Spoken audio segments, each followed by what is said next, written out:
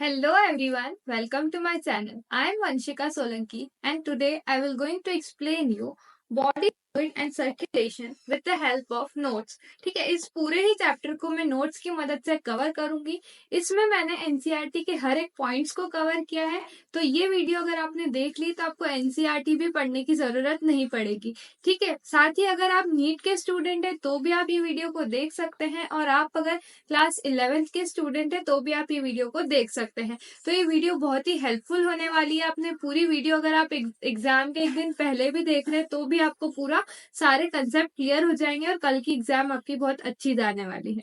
ठीक है, तो चलिए हम देखते हैं कि कौन कौन से पॉइंट्स हम कवर करेंगे इस चैप्टर में। तो सबसे पहला पॉइंट है blood, second blood group, coagulation of blood, lymph, human circulatory system, cardiac cycle, electrocardiogram, double circulation, regulation of cardiac activity and disorders of circulatory system। तो ये सारे ही टॉपिक्स को हम इस वीडियो में कवर करने वाले हैं। ठीक है, बहुत ही इंटरेस्टिंग और बहुत प्यारी वीडियो होने वाली है ये। ठीक है, तो चलो बॉडी फ्लूइड क्या होता है सबसे पहले तो बॉडी फ्लूइड से आप क्या समझते हैं? जो हमारी बॉडी है उसके अंदर जो फ्लूइड है यानी कि जो लिक्विड सब्सटेंस प्रेजेंट है उसको हम क्या बोलते हैं? बॉडी फ्लूइड बोलते हैं। और सर्कुलेशन से हम क्या समझते हैं कि वो जो बॉडी फ्लूइड है वो हमारी बॉडी के अंदर किस तरह से सर्कुलेट हो रहा है और हर एक बॉडी पार्ट तक पहुंच पा रहा है, इसको हम क्या बोलते हैं? सर्कुलेशन। अलग अलग टाइप के बॉडी फ्लूइड्स के बारे में हम इस चैप्टर में पढ़ने वाले हैं। तो चलिए हम स्टार्ट करते हैं। तो सबसे पहले हम स्टार्ट करेंगे इंट्रोडक्शन से। हम जो ह्यूमन बींग्स है हमारे अंदर न्यूट्रिएंट्स, ऑक्सीजन और अदर इसेंशियल सब्सटेंसेस प्रेजेंट होते हैं। ठीक है, तो उन सब्सटेंसेस का हमारी बॉडी में हर एक पार्ट तक सर्कुलेट होना बहुत जरूरी है। तो वो कौन करता है? ब्लड करता है। हर एक पार्ट तक न्यूट्रिएंट्स, ऑक्सीजन, ये सारी चीजों को कौन पहुंचाता है? ब्लड पहुंचाता है। ठीक है, तो इसी के बारे में हम पूरे इस वीडियो में पढ़ेंगे। इस चैप्टर में आपको डिटेल में मैं एक्सप्लेन करूंगी कि किस तरह से ब्लड का सर्कुलेशन होता है और हम अदर चीजों के बारे में पढ़ेंगे। ठीक है, तो चलिए स्टार्ट करते हैं। तो all living cells and living organism have to be provided with nutrients, oxygen and other essential substances. ठीक है, तो ये सारी चीजों की हम लिविंग बींग्स को जरूरत पड़ती है। इन सबका ट्रांसपोर्ट होना बहुत जरूरी है हमारी बॉडी में। तो वो ट्रांसपोर्ट कैसे होता है? अगर ट्रांसपोर्ट होना तो जरूरी है, साथ ही जो वेस्ट मटेरियल हमारी बॉडी में बन रहा है उसका भी हमारी बॉडी से निकलना बहुत जरूरी है। तो वो निकलता कैसे है उसके बारे में भी हम पढ़ेंगे। तो all waste and harmful substances produce inside our body have to be remove continuously. ठीक है, for healthy functioning of tissue, ताकि हमारी जो बॉडी में अच्छे से फंक्शंस परफॉर्म हो पाए। ठीक है, तो ये किसकी मदद से हो पा रहा है? क्योंकि हमारी बॉडी में एक मैकेनिज्म होता है मूवमेंट के लिए। उस मूवमेंट के मैकेनिज्म की वजह से ही ये सारी चीजें, जो वेस्ट मटेरियल का निकलना हो रहा है और जो इसेंशियल न्यूट्रिएंट्स का हर एक बॉडी पार्ट तक पहुंचना हो रहा है, वो सब किसकी वजह से हो रहा है? जो मूवमेंट मैकेनिज्म है हमारी बॉडी में यानी कि सर्कुलेटरी सिस्टम है, उसकी वजह से ये पॉसिबल हो पा रहा है। ठीक है, movement of the substances to the cell यानी कि हर एक सेल तक वो चीजें पहुंच रही है। और फ्रॉम द सेल यानी कि जो सेल से जो हार्मफुल और वेस्ट मटेरियल है वो सब क्या हो रहा है? एक्सक्रीट होता जा रहा है। ठीक है, तो ये सारी चीजें होती है हमारी बॉडी में। अब जो डिफरेंट ऑर्गेनिज्म है, हमारी जो अर्थ है उस पर बहुत डाइवर्सिटी होती है ऑर्गेनिज्म की।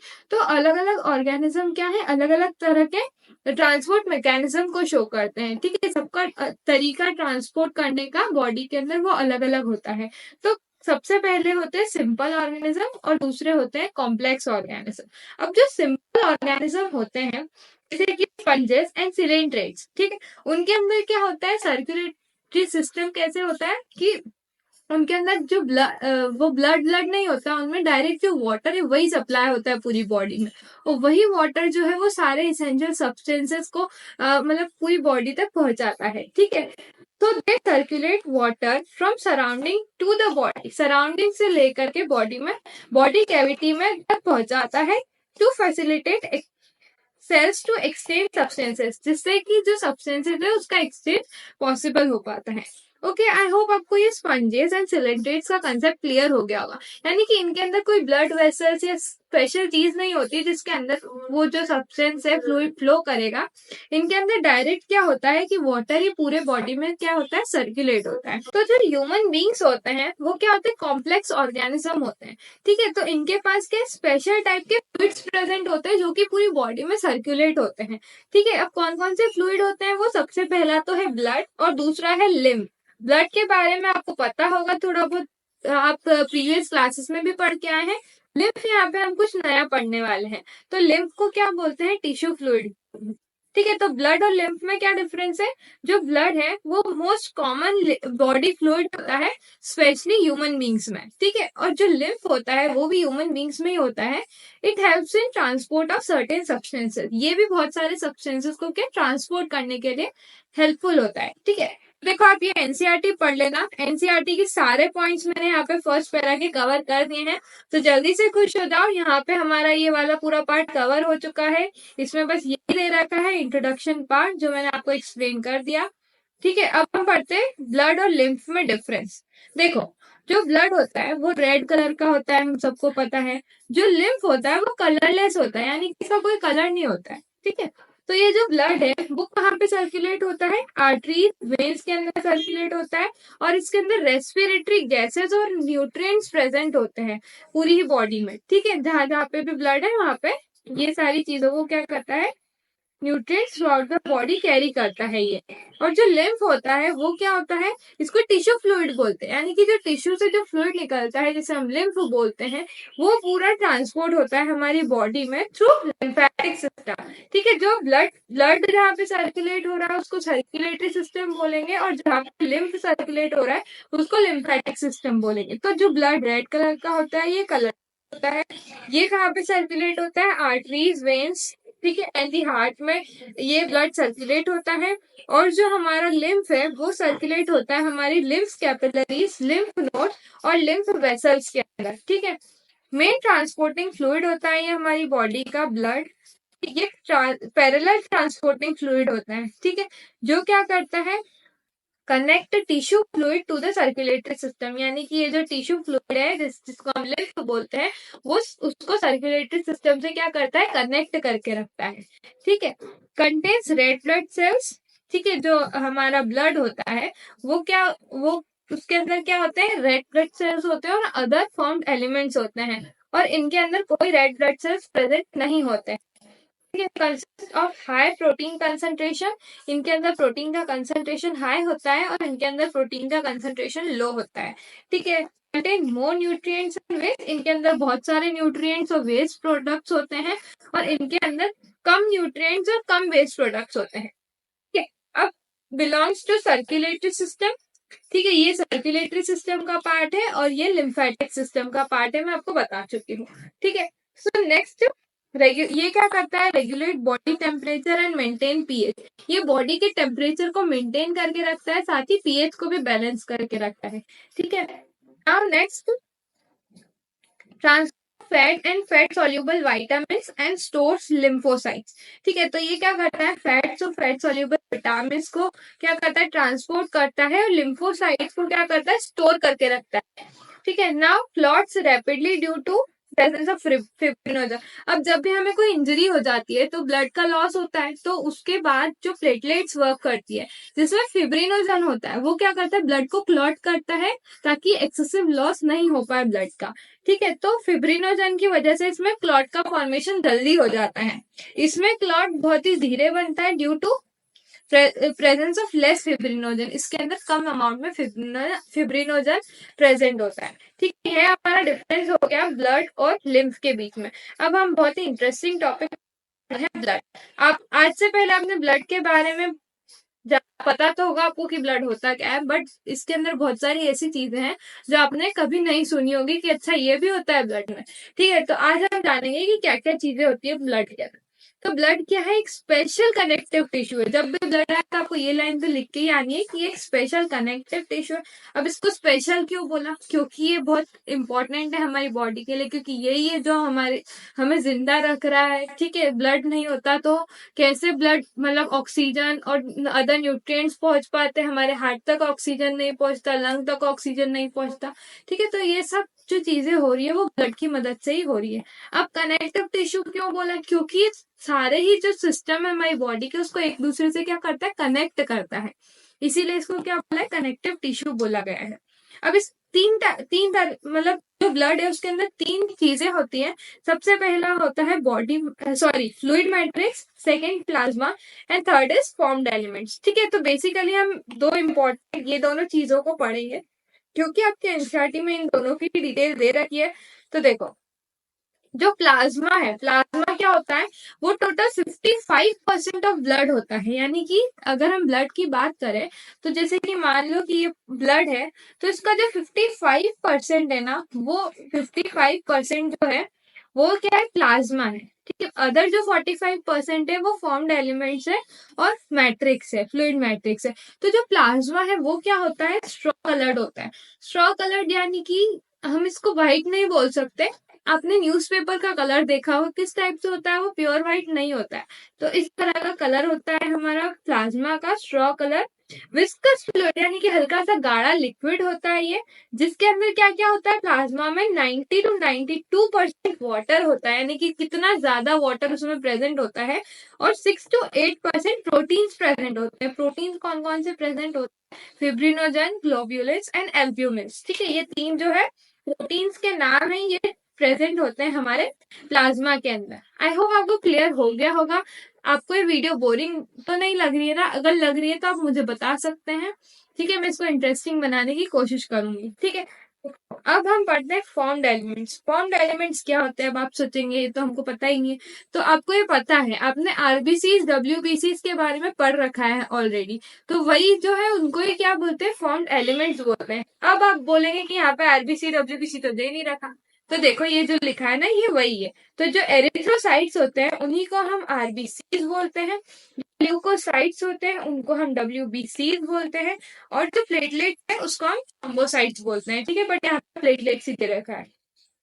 सो एरिथ्रोसाइट्स यानी कि RBCs, red blood cells, leucocyte डब्ल्यूबीसीज, व्हाइट ब्लड सेल्स। तो जो ल्यूकोसाइट होते हैं वो क्या होते हैं, 45% ऑफ ब्लड होते हैं। ठीक है, मतलब ये तीनों मिला के जो फॉर्म्ड एलिमेंट्स मतलब 45% ऑफ ब्लड होते हैं। ठीक है, अब देखो ये एनसीईआरटी भी आप यहाँ पे पढ़ सकते हो। एनसीईआरटी भी मैंने यहाँ पे अटैच कर दिया ताकि आप एक बार ये पढ़ोगे ना तो आपको ऐसा लगेगा अरे तो हमने पूरा पढ़ लिया। ठीक है, तो इसको भी आपको पढ़ने की जरूरत नहीं है, बट आप एक बार देख लेना। तो देखो, अब अगर आप, एक फनी चीज बताती हूँ। देखो, अगर डायरेक्ट एनसीईआरटी खोल के बैठोगे, आपने वीडियो नहीं देखी, ठीक है, तो आपके जो ब्रेन है उससे सीधा कैसे निकलेगा, इस तरह से सब कुछ बाहर निकल जाएगा। बट अगर आपने वीडियो देख ली पूरी और फिर अगर आपने एनसीईआरटी पढ़ी तो डायरेक्ट ऐसा जाएगा आपके दिमाग के अंदर कि डायरेक्ट आपको एग्जाम में सब कुछ लिख के आ जाओगे। ठीक है, तो कैसा लगता है जो मुझे पता है बहुत बोरिंग था। ठीक है, चलो नेक्स्ट अब हम पढ़ते हैं फॉर्म्ड एलिमेंट्स के बारे में डिटेल में। तो चलो, जो आरबीसीज होती है उनको एरिथ्रोसाइट्स बोलते हैं। ठीक है, अब आरबीसीज जो है सबसे ज्यादा अबंडेंट होती है सारे of all the cells of body. यानी कि बहुत ही ज्यादा मात्रा में आरबीसीज प्रेजेंट होती है हमारी बॉडी में। तो जो एक हेल्दी ह्यूमन बींग्स है उनके अंदर टोटल कितनी आरबीसीज होती है, 5 to 5.5 मिलियन आरबीसीज पर MM³ यानी कि हर एक MM³ में 5 to 5.5 मिलियन होती है, सिर्फ एक MM³ में। ठीक है, तो आप सोच सकते हैं अगर आप टोटल लगाए तो अपन सोच भी नहीं सकते इतनी आरबीसीज हमारे अंदर प्रेजेंट होती है। ठीक है, so next, RBCs do not have nucleus. RBCs के अंदर न्यूक्लियस नहीं होता है, दे लेक्स न्यूक्लियस। ठीक है, ये आपको याद रखना है कि आरबीसीज क्या होती है, नॉन न्यूक्लिएटेड होती है। ठीक है, बाय कनकेव शेप की होती है, यानी कि इस तरह का इनका शेप होता है। यानी कि जो इस तरह का ओवल शेप है उसको बीच में से पिचका दो तो ये यहाँ पे जब हमने इसको कर दिया तो बाय कनकेव शेप बन गया। ठीक है, तो इस तरह से आप बना सकते हैं आरबीसीज का शेप। ठीक है। ये आपने मूंगफली देखी होगी, उसका जो शेप होता है ना, उसी को हम बाय कनकेव शेप बोलते हैं। तो इस टाइप का ही शेप होता है आरबीसी का, और इसी पर पतली होती है वो थोड़ी, ठीक है। रेड कलर की, रेड कलर होता है आरबीसी का, वो क्यों, किसकी वजह से होता है? जो हीमोग्लोबिन प्रेजेंट है ना उसके अंदर, उसकी वजह से रेड कलर होता है हमारी आरबीसी का। और जो हीमोग्लोबिन है, हीम का मतलब क्या होता है? आयरन, ठीक है। तो आयरन और ग्लोबिन यानी कि प्रोटीन, तो आयरन और प्रोटीन मिलकर के क्या बनाते हैं? हीमोग्लोबिन बनाते हैं, जो कि रिस्पॉन्सिबल है हमारे रेड कलर ऑफ ब्लड के लिए, ठीक है। तब आपको, आपसे कोई पूछे कि जो हमारे ब्लड का कलर रेड है वो किसकी वजह से है, तो आप क्या बोलेंगे? हीमोग्लोबिन, जो उसके अंदर रेड पिगमेंट, मतलब हीमोग्लोबिन जो प्रेजेंट है उसकी वजह से जो हमारा ब्लड है वो रेड कलर का होता है, ठीक है। और यही जो हीमोग्लोबिन है ना, ये ऑक्सीजन को ट्रांसपोर्ट करवाता है, ठीक है। अब एक जो हेल्दी इंडिविजुअल है उसके अंदर कितना हीमोग्लोबिन प्रेजेंट होता है? सो 12 to 16 gram in every 100 ml of blood. यानी कि अगर 100 ml हमने ब्लड लिया, उसमें कितना हीमोग्लोबिन होगा? एवरेज हम मतलब बात करें, 12 to 16 ग्राम हीमोग्लोबिन होगा। आपने सुना होगा कि बहुत सारे जो पर्सन होते हैं उसमें हीमोग्लोबिन कम हो जाता है, तो ये एक डिजीज कंडीशन बोल सकते हैं जिसको, कि है ना, मतलब हीमोग्लोबिन कम हो गया तो फिर उसको हीमोग्लोबिन देना पड़ता है, यानी कि बॉटल वगैरह चढ़ती है, आपने सुना होगा, देखा होगा हॉस्पिटल्स में, ठीक है। तो ये क्या करता है? रेस्पिरेटरी गैसेस जो है वो भी ट्रांसपोर्ट करने के लिए हेल्पफुल होता है, ठीक है ना। एवरेज लाइफ स्पैन जो होती है एरिथ्रोसाइट्स की, वो कितनी होती है? 120 डेज होती है। अब देखो 120 डेज तक मतलब आरबीसी जो है वो जिंदा रहेगी, और उसके बाद वो डिस्ट्रॉय हो जाती है। कहाँ पे जाकर डिस्ट्रॉय होती है? वो स्प्लीन में जाकर डिस्ट्रॉय होती है। देखो ये हमारा स्टमक है, स्टमक के यहाँ साइड में होता है स्प्लीन। स्प्लीन एक तरह का ये ऑर्गन होता है छोटा सा, ठीक है, जो जिसको हम क्या बोलते हैं? ग्रेवयार्ड ऑफ आरबीसी बोलते हैं। हम इसको ग्रेवयार्ड ऑफ आरबीसी क्यों बोलते हैं? क्योंकि यहाँ पे जाकर के ही सारी जो डेड आरबीसीज है 120 डेज के बाद डिस्ट्रॉय हो जाती है, और नई आरबीसीज फॉर्मेशन होता है हमारी बॉडी के अंदर, ठीक है, नई आरबीसीज का। तो ये आपको 120 डेज याद रखना है कि लाइफ स्पैन जो है 120 डेज होता है हमारी आरबीसीज का, ठीक है। उसके बाद तो क्या हो जाती है? मर जाती है स्लीप में जाके, ठीक है, खत्म हो जाती है। ये फॉर्म एलिमेंट्स के बारे में आप पढ़ लेना, ये पूरा ही हमने पार्ट कवर कर लिया है। अब हम पढ़ते हैं डब्ल्यूबीसीज। डब्ल्यूबीसीज क्या होती है? ल्यूकोसाइट्स बोलते हैं डब्ल्यूबीसीज को। तो जो डब्ल्यूबीसीज है वो कलरलेस होती है, ठीक है। इनके अंदर कोई हीमोग्लोबिन नहीं होता है, हीमोग्लोबिन नहीं मतलब कोई कलर नहीं, तो ये क्या होती है? कलरलेस होती है। ये अपोजिट, यानी कि जो आरबीसीज थी उनके अंदर न्यूक्लियस नहीं था, बट जो डब्ल्यूबीसीज है उनके अंदर न्यूक्लियस प्रेजेंट होता है, और ये जो होती है वो थोड़ी कम अमाउंट में प्रेजेंट होती है। ओनली 6,000 to 8,000 mm³ होती है हमारे ब्लड के अंदर, ठीक है। तो ये इनका जो मतलब वो कितने अमाउंट प्रेजेंट होता है ब्लड में वो दे दिया है। ये शॉर्ट लिव्ड होती है, ठीक है, इनका भी लाइफ स्पैन कम होता है। ये बहुत इंपॉर्टेंट हमारा चार्ट है, आपको याद करना ही करना है, ठीक है। जो ये जो डब्ल्यूबीसी है वो बहुत इंपॉर्टेंट होती है, ठीक है। तो इसका ये ल्यूकोसाइट्स बोलते हैं इनको। तो ये दो तरह के होते हैं, सबसे पहले होते हैं ग्रेन्युलोसाइट और एक ए ग्रेन्युलोसाइट। जो ग्रेन्युलोसाइट्स होते हैं वो भी 3 टाइप्स के होते हैं। First neutrophils, eosinophils and basophils. एक ग्रेन्युलोसाइट्स जो होते हैं वो 2 टाइप के होते हैं, लिम्फोसाइट्स एंड मोनोसाइट्स, ठीक है। हो गया, इसको आप ऐसे याद रखेंगे, AEB, सॉरी NEB, नेब, ठीक है, जी नेब, ठीक है। वो ऐसा बोलते हैं ना, जनाब, ठीक है। तो आपको क्या याद रखना है? जी नेब, ये ए की जगह क्या याद रखना है? ई याद रखना है, ठीक है। और इसको क्या याद रखेंगे? ALM, ठीक है। अलार्म, ऐसे हम बोलते ना अलार्म, तो यहाँ पे आर हटा देना अलार्म का, और यहाँ पे ALM याद रख लेना, ठीक है।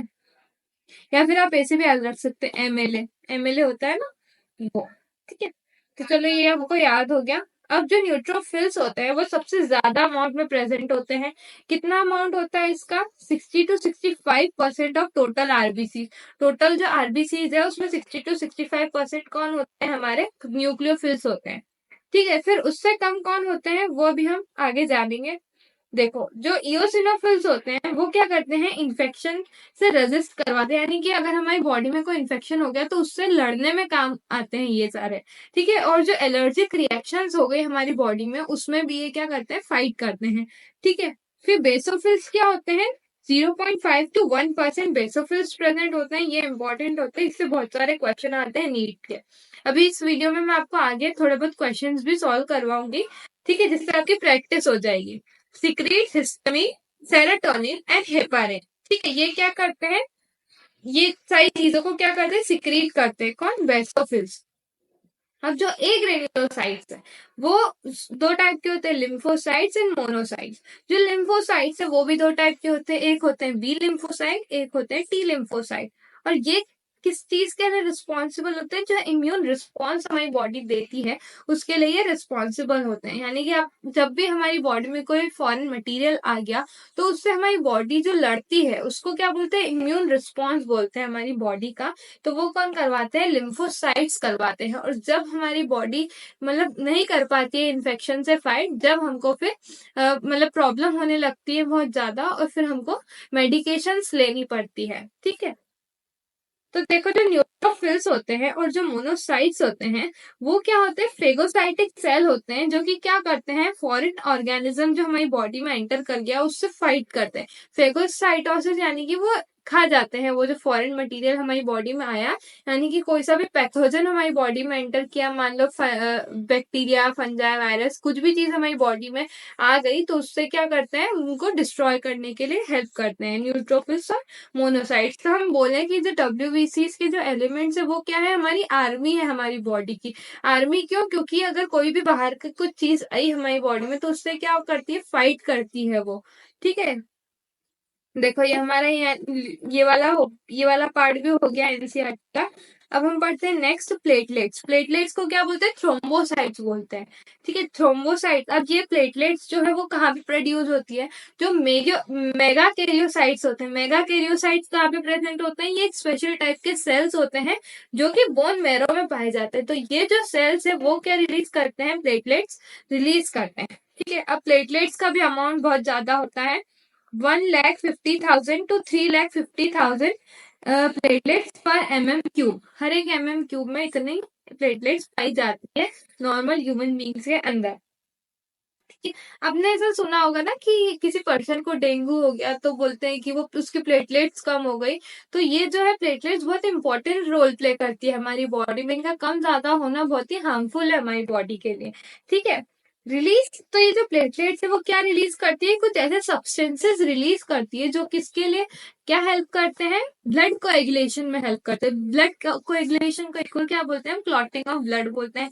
इसका पूरा क्लॉटिंग ऑफ ब्लड को मैं पूरा डिटेल में एक्सप्लेन करूंगी इसी वीडियो के अंदर, तो बने रहिए वीडियो में एंड तक, क्योंकि बहुत ही इंपॉर्टेंट चैप्टर है ये और बहुत स्कोरिंग चैप्टर है। अगर एक बार ये समझ आ गया ना चैप्टर तो फिर आपको बार बार इसको पढ़ने की जरूरत नहीं पड़ेगी, क्योंकि बहुत ईजी चैप्टर है ये, बस समझ आ जाना चाहिए। तो मैं हूं ना, मैं आपको पूरा एक्सप्लेन कर दूंगी ये चैप्टर, ठीक है। तो देख, अगर रिडक्शन हो जाए इसमें प्लेटलेट्स में, मतलब प्लेटलेट्स अगर कम हो जाए तो क्या होंगे, क्लोटिंग डिसऑर्डर्स होंगे, जिसके कारण क्या होगा, एक्सेसिव लॉस ऑफ ब्लड हमारी बॉडी से हो जाएगा, ठीक है। ये हो गया हमारा प्लेटलेट्स वाला पार्ट कवर। देख लो ये सारे जो फॉर्म्ड एलिमेंट्स है वो कैसे दिखाई देते हैं। तो ये जो आरबीसी है यहाँ पे थोड़ी गलत दे रखी है, आरबीसीज ऐसी नहीं होती है, आरबीसीज ऐसी होती है, ठीक है। ये एनसीईआरटी वाले ने गलत डायग्राम ले लिया। अब नेक्स्ट, प्लेटलेट्स ऐसी होती है, इयोसिनोफिल ऐसे होते हैं, ये बहुत ही माइक्रोस्कोपिक होते हैं। हम यहाँ पे देख रहे हैं इतने बड़े बड़े, बट ये माइक्रोस्कोप की वजह से ही हम देख सकते हैं इनको।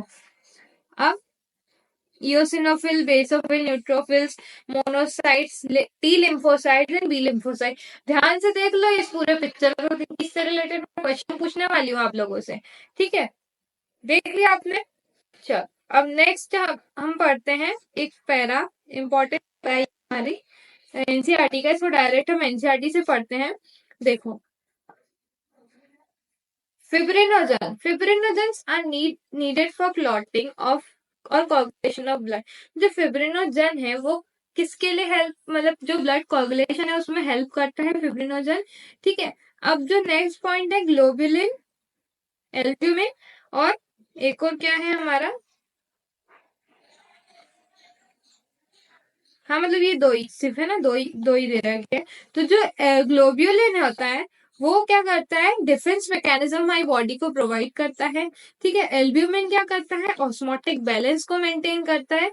और जो प्लाज्मा है उसके अंदर कुछ important small amount of minerals present होते हैं। कौन कौन से मिनरल्स प्रेजेंट होते हैं, sodium, calcium, magnesium, carbonates, chlorine, ठीक है, एक्सेट्रा। साथ ही glucose, amino acids, lipids etcetera, ये सारी चीजें भी हमारे प्लाज्मा के अंदर प्रेजेंट होती है। ठीक है, they are always in transit in the body. ठीक है, now factors for coagulation or clotting of blood are present in the plasma in an inactive form। तो ये जो हमारे क्लॉटिंग फैक्टर्स और ये सारी चीजें हैं वो इनएक्टिव फॉर्म में प्रेजेंट होती है, जो कि आगे जाकर के फिर एक्टिव भी होती है। अब ये एक बहुत इंपॉर्टेंट लाइन हमारी एनसीईआरटी की है, इससे बहुत सारे क्वेश्चन आ सकते हैं। मतलब बहुत सारे तो क्या, ये क्वेश्चन आता है मतलब नीट वगैरह में। तो जो प्लाज्मा है उसके अंदर अगर हम क्लॉटिंग फैक्टर हटा दे, प्लाज्मा में से सारे क्लॉटिंग फैक्टर्स को हटा दे, तो उसको हम क्या बोलेंगे, सीरम बोलेंगे। ठीक है, मतलब plasma without clotting factor is called serum. ठीक है, नाउ ये जो फिब्रिनोजन है वो पहले इनएक्टिव फॉर्म में प्रेजेंट होता है, तो उसको एक्टिव कौन करता है, थ्रोम्बिन एक्टिव करता है, और उस एक्टिव फॉर्म को हम क्या बोलते हैं, फिब्रिन बोलते हैं। पहले जो था इनएक्टिव फॉर्म उसको फिब्रिनोजन बोलते हैं, और थ्रोम्बिन ने उसको एक्टिव कर दिया तो इसको फिब्रिन्स बोलेंगे। ठीक है, अब ये जो थ्रोम्बिन है वो भी इनएक्टिव फॉर्म में प्रेजेंट होता है, तो उसको इनएक्टिव फॉर्म को क्या बोलते हैं, प्रोथ्रोम्बिन बोलते हैं। और इसको एक्टिव कौन करता है, प्रोथ्रोम्बिन को थ्रोम्बोकाइनेज एंजाइम होता है वो इसको एक्टिव करता है, तो ये थ्रोम्बिन भी इनएक्टिव होता है। ठीक है, तो ये यहाँ पे हमारा फिब्रिन का फॉर्मेशन इस तरह से होता है। तो चलो हम कुछ नीट के क्वेश्चंस देख लेते हैं।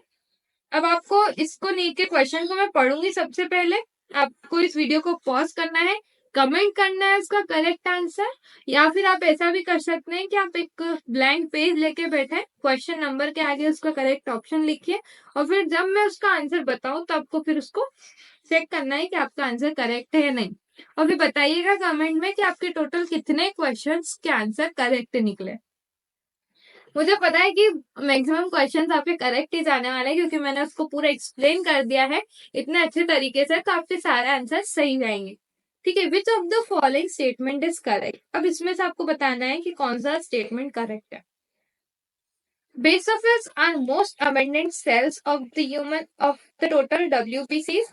Second, basophils secrete histamine, serotonin, and heparin. Basophils are involved in inflammatory response. Basophils have kidney-shaped nucleus. Basophils are agranulocyte। आप जल्दी से इसका आंसर सोच लीजिए।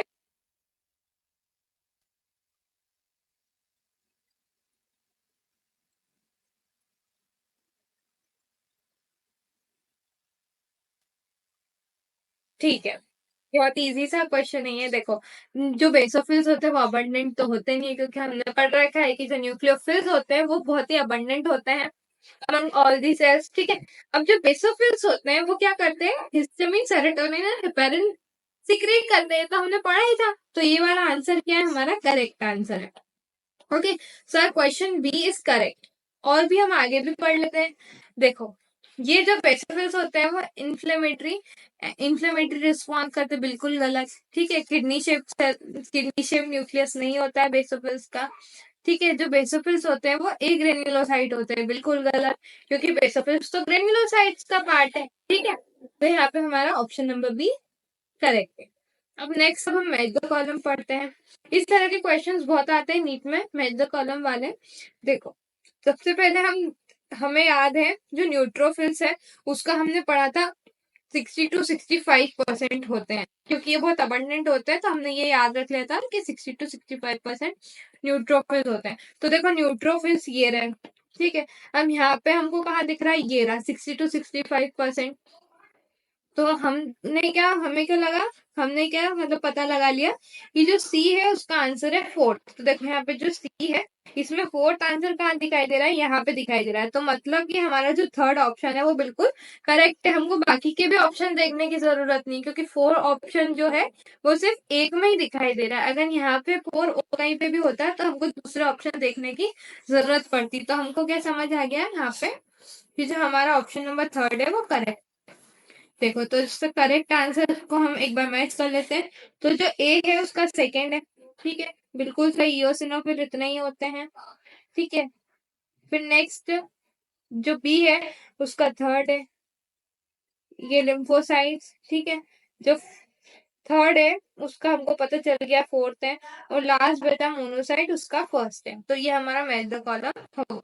इन सारे की जो परसेंटेज है उसको आपको बिल्कुल रट्टा मार देना है, लिख लिख के देख लो, पर ये याद होने चाहिए कितने क्या परसेंटेज में क्या चीज प्रेजेंट होती है, ठीक है। Next question, which of the following cells are not granulocyte, ठीक है, इनमें से कौन सा ग्रेन्युलोसाइट नहीं है? Eosinophil, basophil, lymphocyte and neutrophils. तो हम पता चल गया आपको इसका आंसर क्या है, लिम्फोसाइट, ठीक है। क्योंकि जो लिम्फोसाइट है, ठीक है, लिम्फोसाइट किसका पार्ट है? ए ग्रेन्युलोसाइट का पार्ट है, ठीक है, ग्रेन्युलोसाइट का पार्ट नहीं है। The which blood cells can separate and transport heparin, histamine and serotonin, मतलब कि कौन सा ब्लड सेल है जो ये सारी चीजों को ट्रांसपोर्ट करवाता है? अभी थोड़ी देर पहले ही हमने पढ़ा था, जो बेसोफिल्स है वो ये सारी चीजें क्या करते हैं? ट्रांसपोर्ट करने में हेल्प करते हैं, ठीक है। तो ये बेसोफिल्स क्या करते हैं? ट्रांसपोर्ट करते हैं। Next question, which of the following cell और cells will play a role of phagocytosis? अभी पढ़ा था ना हमने, फेगोसाइटोसिस कौन करवाता है? मोनोसाइट्स और न्यूट्रोफिल्स करवाते हैं। तो इसका ऑप्शन नंबर फोर्थ करेक्ट होगा, okay. Next, which of the following cells will play a role of immune response? हमने पढ़ा था इम्यून रिस्पॉन्स कौन देता है? लिम्फोसाइट्स। लिम्फोसाइट्स किसका पार्ट है? ए ग्रेन्युलोसाइट का पार्ट है, ठीक है, पुरानी लिख रही हूँ मैं, ठीक है, ए ग्रेन्युलोसाइट का ये पार्ट है, ठीक है। तो करेक्ट ऑप्शन क्या हो गया हमारा? lymphocyte. Next is question number 7. Lymphocytes are dash and dash. Lymphocytes क्या कैसे होते हैं? कलरलेस होते हैं, कलर्ड होते हैं। हमें पता है कि मतलब लिम्फोसाइट, सॉरी लिम्फोसाइट नहीं, ल्यूकोसाइट। ल्यूकोसाइट यानी कि डब्ल्यूबीसी, डब्ल्यूबीसी हमें पता है कलरलेस होती है। तो कलरलेस होती है और उनके अंदर न्यूक्लियस प्रेजेंट होता है। तो ये option number third is correct. Next is, अब हमको करेक्ट सीक्वेंस बताना है इनकी अबंडेंस का, यानी कि सबसे ज्यादा अमाउंट में कौन होता है, सबसे कम अमाउंट में कौन होता है। तो देखो, सबसे ज्यादा अमाउंट में तो न्यूट्रोफिल होता है, ठीक है, हमने अभी पढ़ा। फिर अभी हमने मैच द कॉलम में देखा था, उससे कम क्या चीज प्रेजेंट होती है? लिम्फोसाइट प्रेजेंट होती है। तो चारों ऑप्शन में ही दे रखा है, ये भी चारों ऑप्शन में ही दे रखा है, ठीक है। पर यहाँ पे डिफरेंस क्या है कि यहाँ पे जो एरोज है ये कुछ तो भी यहाँ पे लगा रखे हैं, बट हमको तो असेंडिंग ऑर्डर में चाहिए, ठीक है, मतलब बड़े से छोटे में चाहिए।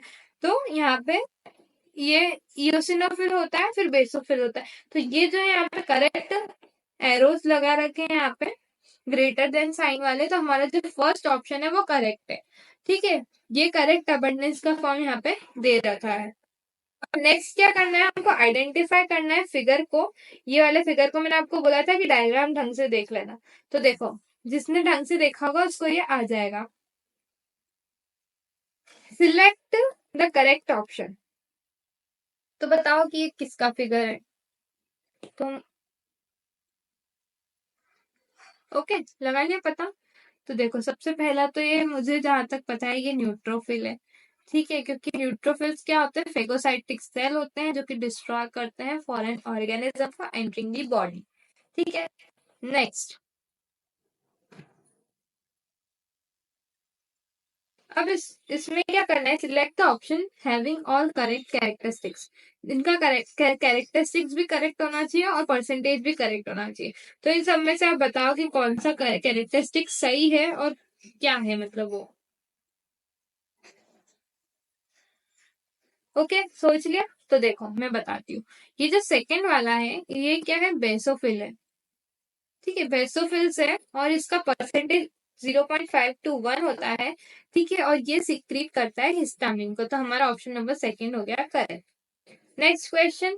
In a mm cube of blood, the maximum number and minimum number of cells would be respectively, यानी कि सबसे ज्यादा क्या प्रेजेंट होता है और सबसे कम क्या प्रेजेंट होता है। तो सबसे ज्यादा अमाउंट में तो हमारे आरबीसीज प्रेजेंट होते हैं और सबसे कम अमाउंट में हमारे डब्ल्यूबीसीज प्रेजेंट होते हैं। तो option number second is correct. Which of the following is not a function of blood. ठीक है, इसमें से कौन सा जो है वो ब्लड का फंक्शन नहीं है? ट्रांसपोर्ट न्यूट्रिएंट्स एंड गैसेज, ये तो इसका फंक्शन है। मेंटेन बॉडी टेम्परेचर, ये भी इसका फंक्शन है। प्रोटेक्ट अगेंस्ट इन्फेक्शन, ये भी हमारा फंक्शन है, क्योंकि WBC क्या करते हैं? इन्फेक्शन से फाइट करने में हेल्प करते हैं ना। ठीक है, तो ये भी करेक्ट है ना। जो फोर्थ ऑप्शन है वो करेक्ट नहीं है, क्योंकि ये एंजाइम और हार्मोन्स का प्रोडक्शन नहीं करते हैं। ठीक है, तो हमारा ऑप्शन नंबर डी हो गया correct. Next, which of the following is not a component of cardiovascular system. तो इनमें से कौन सा कार्डियोवास्कुलर सिस्टम का पार्ट नहीं है? देखो, कार्डियोवास्कुलर सिस्टम का पार्ट हार्ट भी होता है, ब्लड वेसल्स भी होती है, ब्लड भी होता है। तो क्या नहीं होता है? Option number C, that is lungs. Which of the following is responsible for the transport of oxygen in human body? ठीक है, इनमें से कौन सा चीज है जो कि ऑक्सीजन को ट्रांसपोर्ट करवाती है?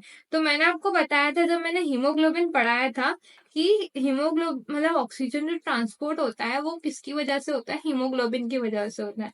तो हमारा हीमोग्लोबिन किसका पार्ट है? रेड ब्लड सेल्स का पार्ट है। तो ऑप्शन नंबर थर्ड जो है करेक्ट है। ठीक है, what is the main component of blood plasma? सबसे मेन कंपोनेंट जो है ब्लड प्लाज्मा का, यानी कि सबसे ज्यादा चीज क्या होती है प्लाज्मा में? तो वो क्या होती है? वाटर। पढ़ा था हमने 90 to 92% वाटर होता है। तो option number three, which of the following helps in clotting of blood? अभी थोड़ी देर पहले हमने पढ़ा था वो, तो क्या होता है? फिब्रिनोजन हेल्प करता है क्लॉटिंग ऑफ ब्लड में।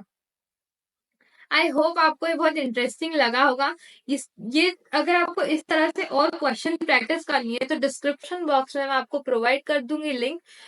उस वीडियो में मैं आपको ये वाले चैप्टर के जितने भी नीट के क्वेश्चंस है, प्रीवियस ईयर क्वेश्चंस है, सबको मैं इसी तरह से एक्सप्लेन करूंगी जिस तरह से मैंने आपको अभी एक्सप्लेन किया। ये वीडियो देखने के बाद आप वो सारे क्वेश्चन को मेरे साथ साथ आसानी से सॉल्व कर पाएंगे। ठीक है, तो आपको वीडियो जाकर देखिएगा। ठीक है, बहुत ही हेल्पफुल होने वाली है। अब ये मैंने टॉपिक के यहाँ पे क्वेश्चंस मैंने कवर किए, बट वो जो वीडियो होगी उसमें पूरे ही चैप्टर के क्वेश्चंस को मैं एक साथ कवर करूंगी। ठीक है, तो आप जरूर जाके उस वीडियो को देखिएगा। अब नेक्स्ट अब हम पढ़ते हैं ब्लड ग्रुपिंग। बहुत बहुत बहुत ही इंटरेस्टिंग टॉपिक है ये। ठीक है, ब्लड ग्रुपिंग क्या होता है? आपने ऐसा मतलब सुना होगा कि सबका ब्लड ग्रुप अलग अलग होता है। ठीक है, 4 तरह के मेन ब्लड ग्रुप्स होते हैं। एक होता है A B O और AB। ठीक है, तो डिफरेंट पर्सन जो होते हैं उनके अलग अलग ब्लड ग्रुप होते हैं। और आपने ऐसा भी सुना होगा कि जो ब्लड जब हम ट्रांसफर करते हैं यानी कि ट्रांसप्लांट करवाते हैं, ठीक है, सॉरी, ब्लड जब हम डोनेट करते हैं तो वो जब ब्लड चढ़ता है किसी पेशेंट को तो वो ब्लड जो है वो सेम होना चाहिए। यानी कि अगर ए किसी का ब्लड ग्रुप ए है तो उसको ए ही चढ़ेगा। ऐसा अगर हमने दूसरा अगर चढ़ा दिया तो उसके लिए फेटल हो सकता है पेशेंट के लिए। ठीक है, 2 टाइप की ब्लड ग्रुपिंग होती है। एक होती है ABO ब्लड ग्रुपिंग और एक होती है RH ब्लड ग्रुपिंग। तो देखो ये क्या होता है ब्लड ग्रुपिंग में। सबसे पहले हम अगर ABO ग्रुपिंग की बात करें तो अगर कोई पेशेंट यानी कि कोई भी पर्सन है तो उसका अगर ब्लड ग्रुप A है तो उसकी जो RBC है, यानी कि ये मान लो RBC है उसकी, तो उसकी RBC पे कौन सा एंटीजन प्रेजेंट होगा? ये जो RBC है इसके ऊपर A एंटीजन प्रेजेंट होंगे। ठीक है, अब ये इसके ऊपर ए एंटीजन प्रेजेंट है, इसका मतलब क्या हुआ? ये कौन सी एंटीबॉडीज बनाएगा? एंटी ए एंटीबॉडीज बनाएगा। एंटी यानी कि अगेंस्ट। ठीक है, ए के अगेंस्ट एंटीबॉडीज बनाएगा। अब अगर कोई पर्सन है उसका ब्लड ग्रुप बी है तो वो क्या उसके ऊपर कौन सा प्रेजेंट होगा?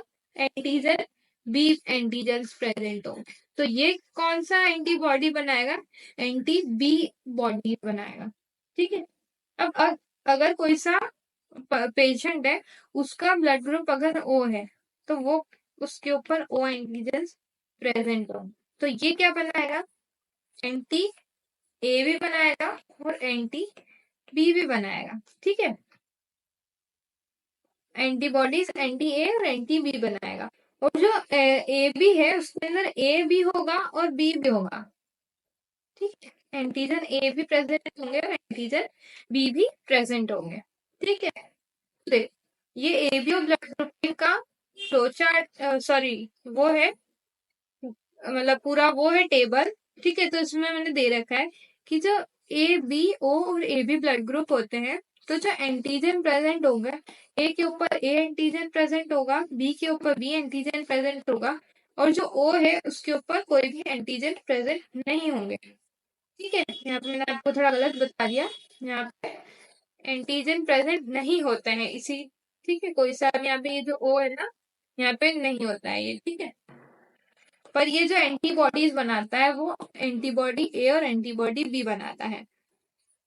ए बी के ऊपर जो है ए एंटीजन भी होता है और बी एंटीजन भी होता है। ठीक है, तो ये कोई भी एंटीबॉडीज नहीं बनाता है। अब ये जो ए है, ए वाला कोई पर्सन है, वो जो है वो ए मतलब किस किस किस पर्सन को डोनेट कर सकता है ब्लड। अगर किसी पर्सन का ब्लड ग्रुप ए है तो वो ए को तो डोनेट कर सकता है, पर ओ को भी डोनेट कर सकता है। क्यों? क्योंकि ओ जो है उसके ऊपर कोई सी भी एंटीजन प्रेजेंट नहीं होते है। इसी के कारण इसको क्या बोलते हैं? यूनिवर्सल डोनर बोलते हैं। ठीक है, अब जो किसी कोई पर्सन बी है, मतलब पर्सन बी यानी कि उसके पास जो ब्लड ग्रुप है उसका ब्लड ग्रुप बी है, उसके ऊपर एंटीजन बी प्रेजेंट होगा, एंटी बी एंटीबॉडीज वो बनाएगा। और कौन किस किस को वो डोनेट कर सकता है? जो किसी पर्सन, अगर किसी पर्सन का बी ब्लड ग्रुप है उसको डोनेट कर सकता है, और ओ वाले को भी डोनेट कर सकता है। और जो ओ है, किसी पर्सन का ब्लड ग्रुप ओ है तो उसके ऊपर कोई एंटीजन प्रेजेंट नहीं होगा, एंटी ए और एंटी बी बॉडीज बनाएगा, और सिर्फ ओ वाले को ही डोनेट कर सकता है। ठीक है, ए बी जो है, किसी पर्सन का अगर ब्लड ग्रुप ए बी है तो वो एंटीजन ए और एंटीजन बी दोनों प्रेजेंट होंगे, कोई भी एंटीबॉडीज नहीं बनाएगा ये।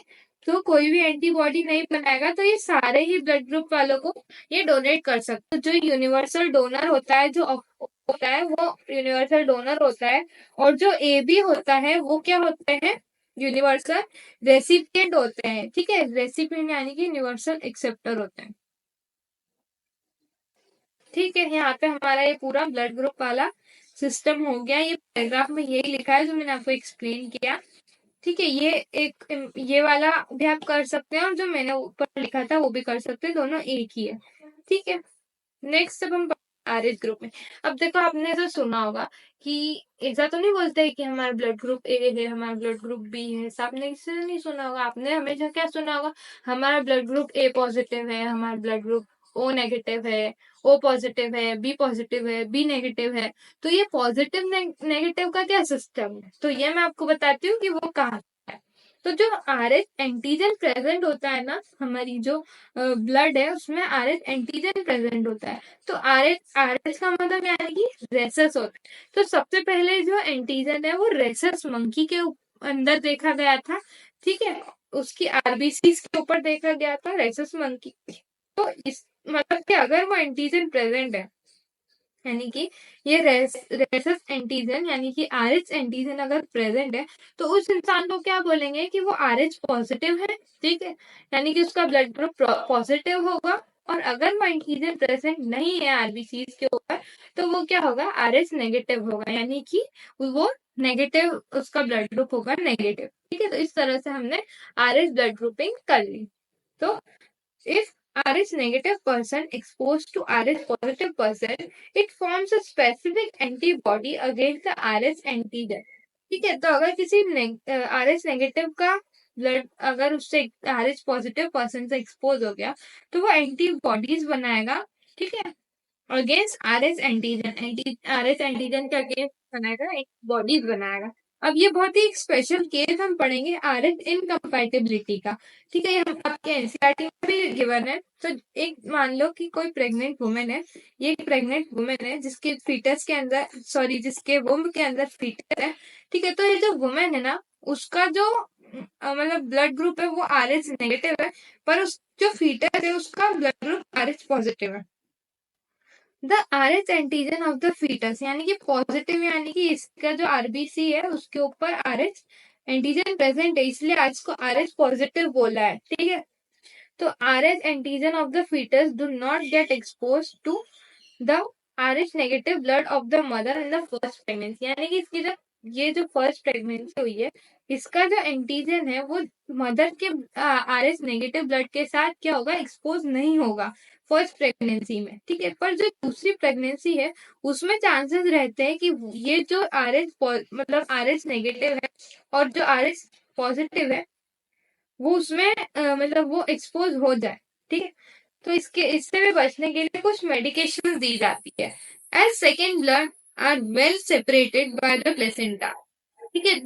सॉरी, सेकेंड टू ब्लड्स, ये जो फर्स्ट प्रेगनेंसी होती है वो दोनों ही, जो प्लेसेंटा होता है मतलब बॉय फीमेल की बॉडी के अंदर, वो प्लेसेंटा क्या करता है, दोनों ही तरह के ब्लड को सेपरेट करके रखता है।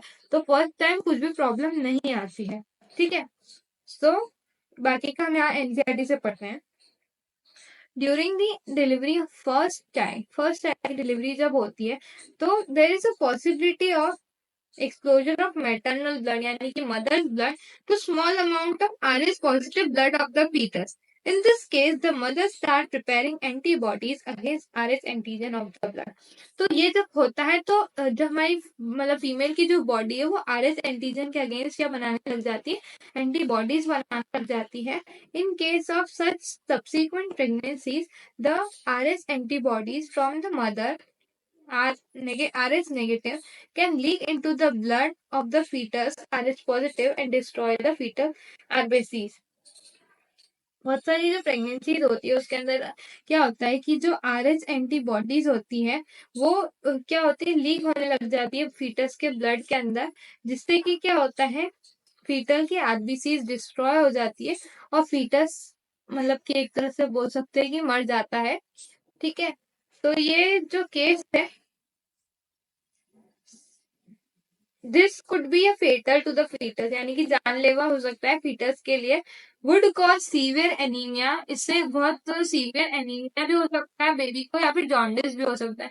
एनीमिया यानी कि ब्लड की कमी होना, ठीक है, और जॉन्डिस हमको पता ही है।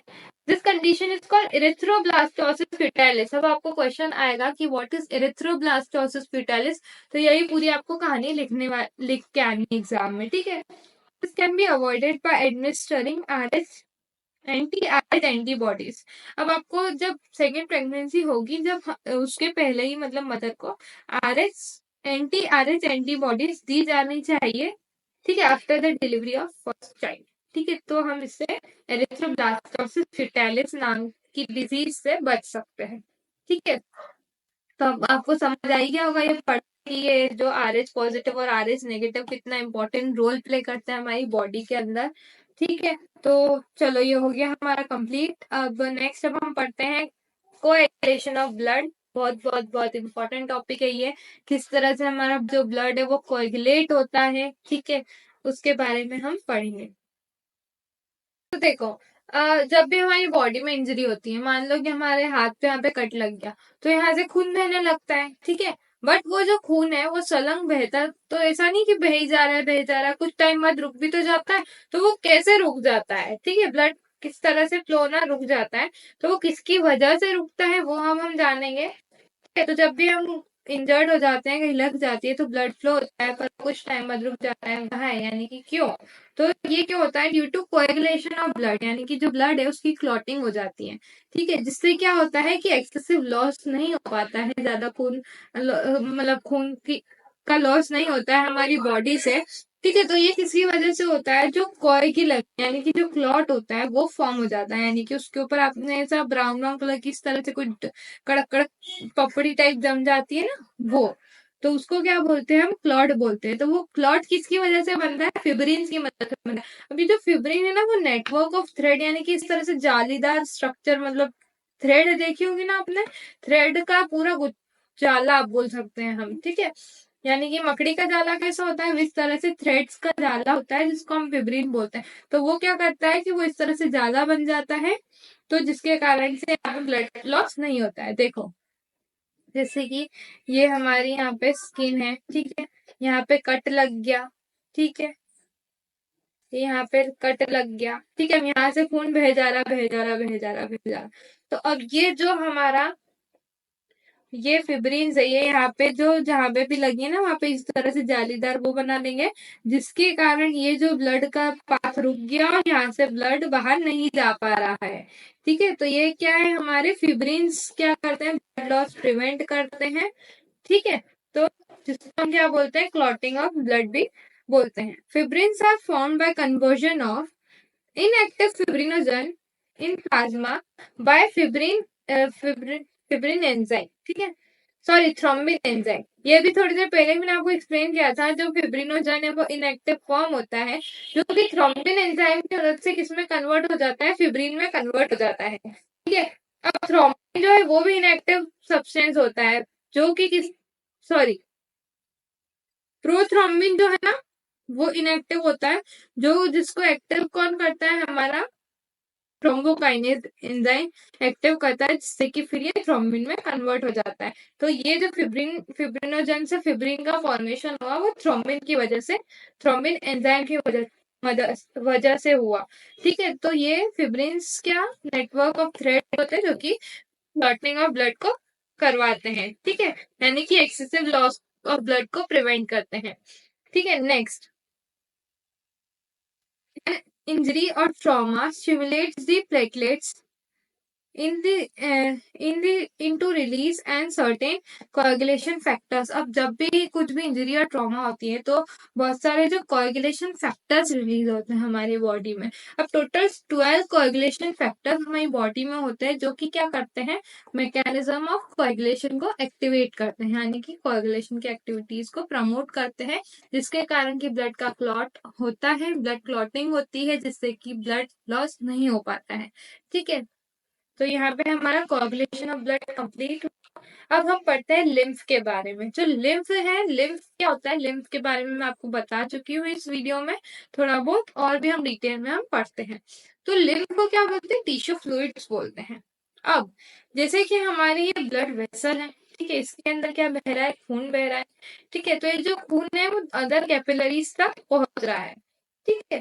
बट जो जैसे कि सेल्स है, ये सारे सेल्स हैं, ठीक है, इसके बीच में जो टिश्यू फ्लूइड प्रेजेंट होता है, ठीक है, मतलब हर एक एक सेल तक ये पहुंचता है, कौन, टिश्यू फ्लूइड, यानी कि जो इंटरस्टिशियल फ्लूइड होता है जिसको हम लिम्फ बोलते हैं, ये जो है सेल्स तक पहुंच जाता है, यानी कि कैपिलरी ब्लड जो है कैपिलरी तक सीमित होता है, बट हर एक एक सेल तक ये जो लिम्फ है वो पहुंचता है, और जो इसेंशियल सब्सटेंसेस है उसको हर एक एक सेल जो बॉडी का है वहां तक पहुंचाता है, ठीक है, कौन, लिम्फ पहुंचाता है। Blood passes through capillaries in the tissue, ठीक है। तो जो टिश्यू होते हैं उसमें ब्लड जो है कैपिलरीज के थ्रू पास होता है। Some water along with many small water soluble substances move out into the space between the cells of the tissue. अब बहुत सारा जो वाटर है along with small amount of water soluble substances, वो क्या करते हैं, मतलब बाहर आ जाते हैं, move out of the space, जो सेल्स के बीच में जो जगह होती है उसके बीच में आ जाते हैं, ठीक है। जिसको बोलते हैं जैसे कि यहाँ पे जो fluid release out of the cell होता है, जो रिलीज होता है यहाँ पे फ्लूइड, ये सेल्स के बाहर, ये जो है वो सेल्स है, इसके बाहर जो फ्लूइड रिलीज हो रहा है उसको क्या बोलते हैं, इंटरस्टिशियल फ्लूइड बोलते हैं, ठीक है। Now, exchange of nutrients gases between the blood and the cell occurs through this। यानी कि जितना भी न्यूट्रिएंट्स और गैसेस का एक्सचेंज होना है ना ब्लड और सेल के बीच में, वो किसकी वजह से होता है, इस इंटरस्टिशियल फ्लूइड की वजह से होता है। देखो ये हमारा लिम्फेटिक सिस्टम है, जैसे हमारा नर्वस सिस्टम है ना, इसी टाइप का दूसरा सिस्टम होता है जिसको हम लिम्फेटिक सिस्टम बोलते हैं, ठीक है। ये हमारे जो लिम्फ नोड्स भी प्रेजेंट होते हैं यहाँ पे, ठीक है, और ये पूरी बॉडी तक क्या लिम्फ को पहुंचाता है।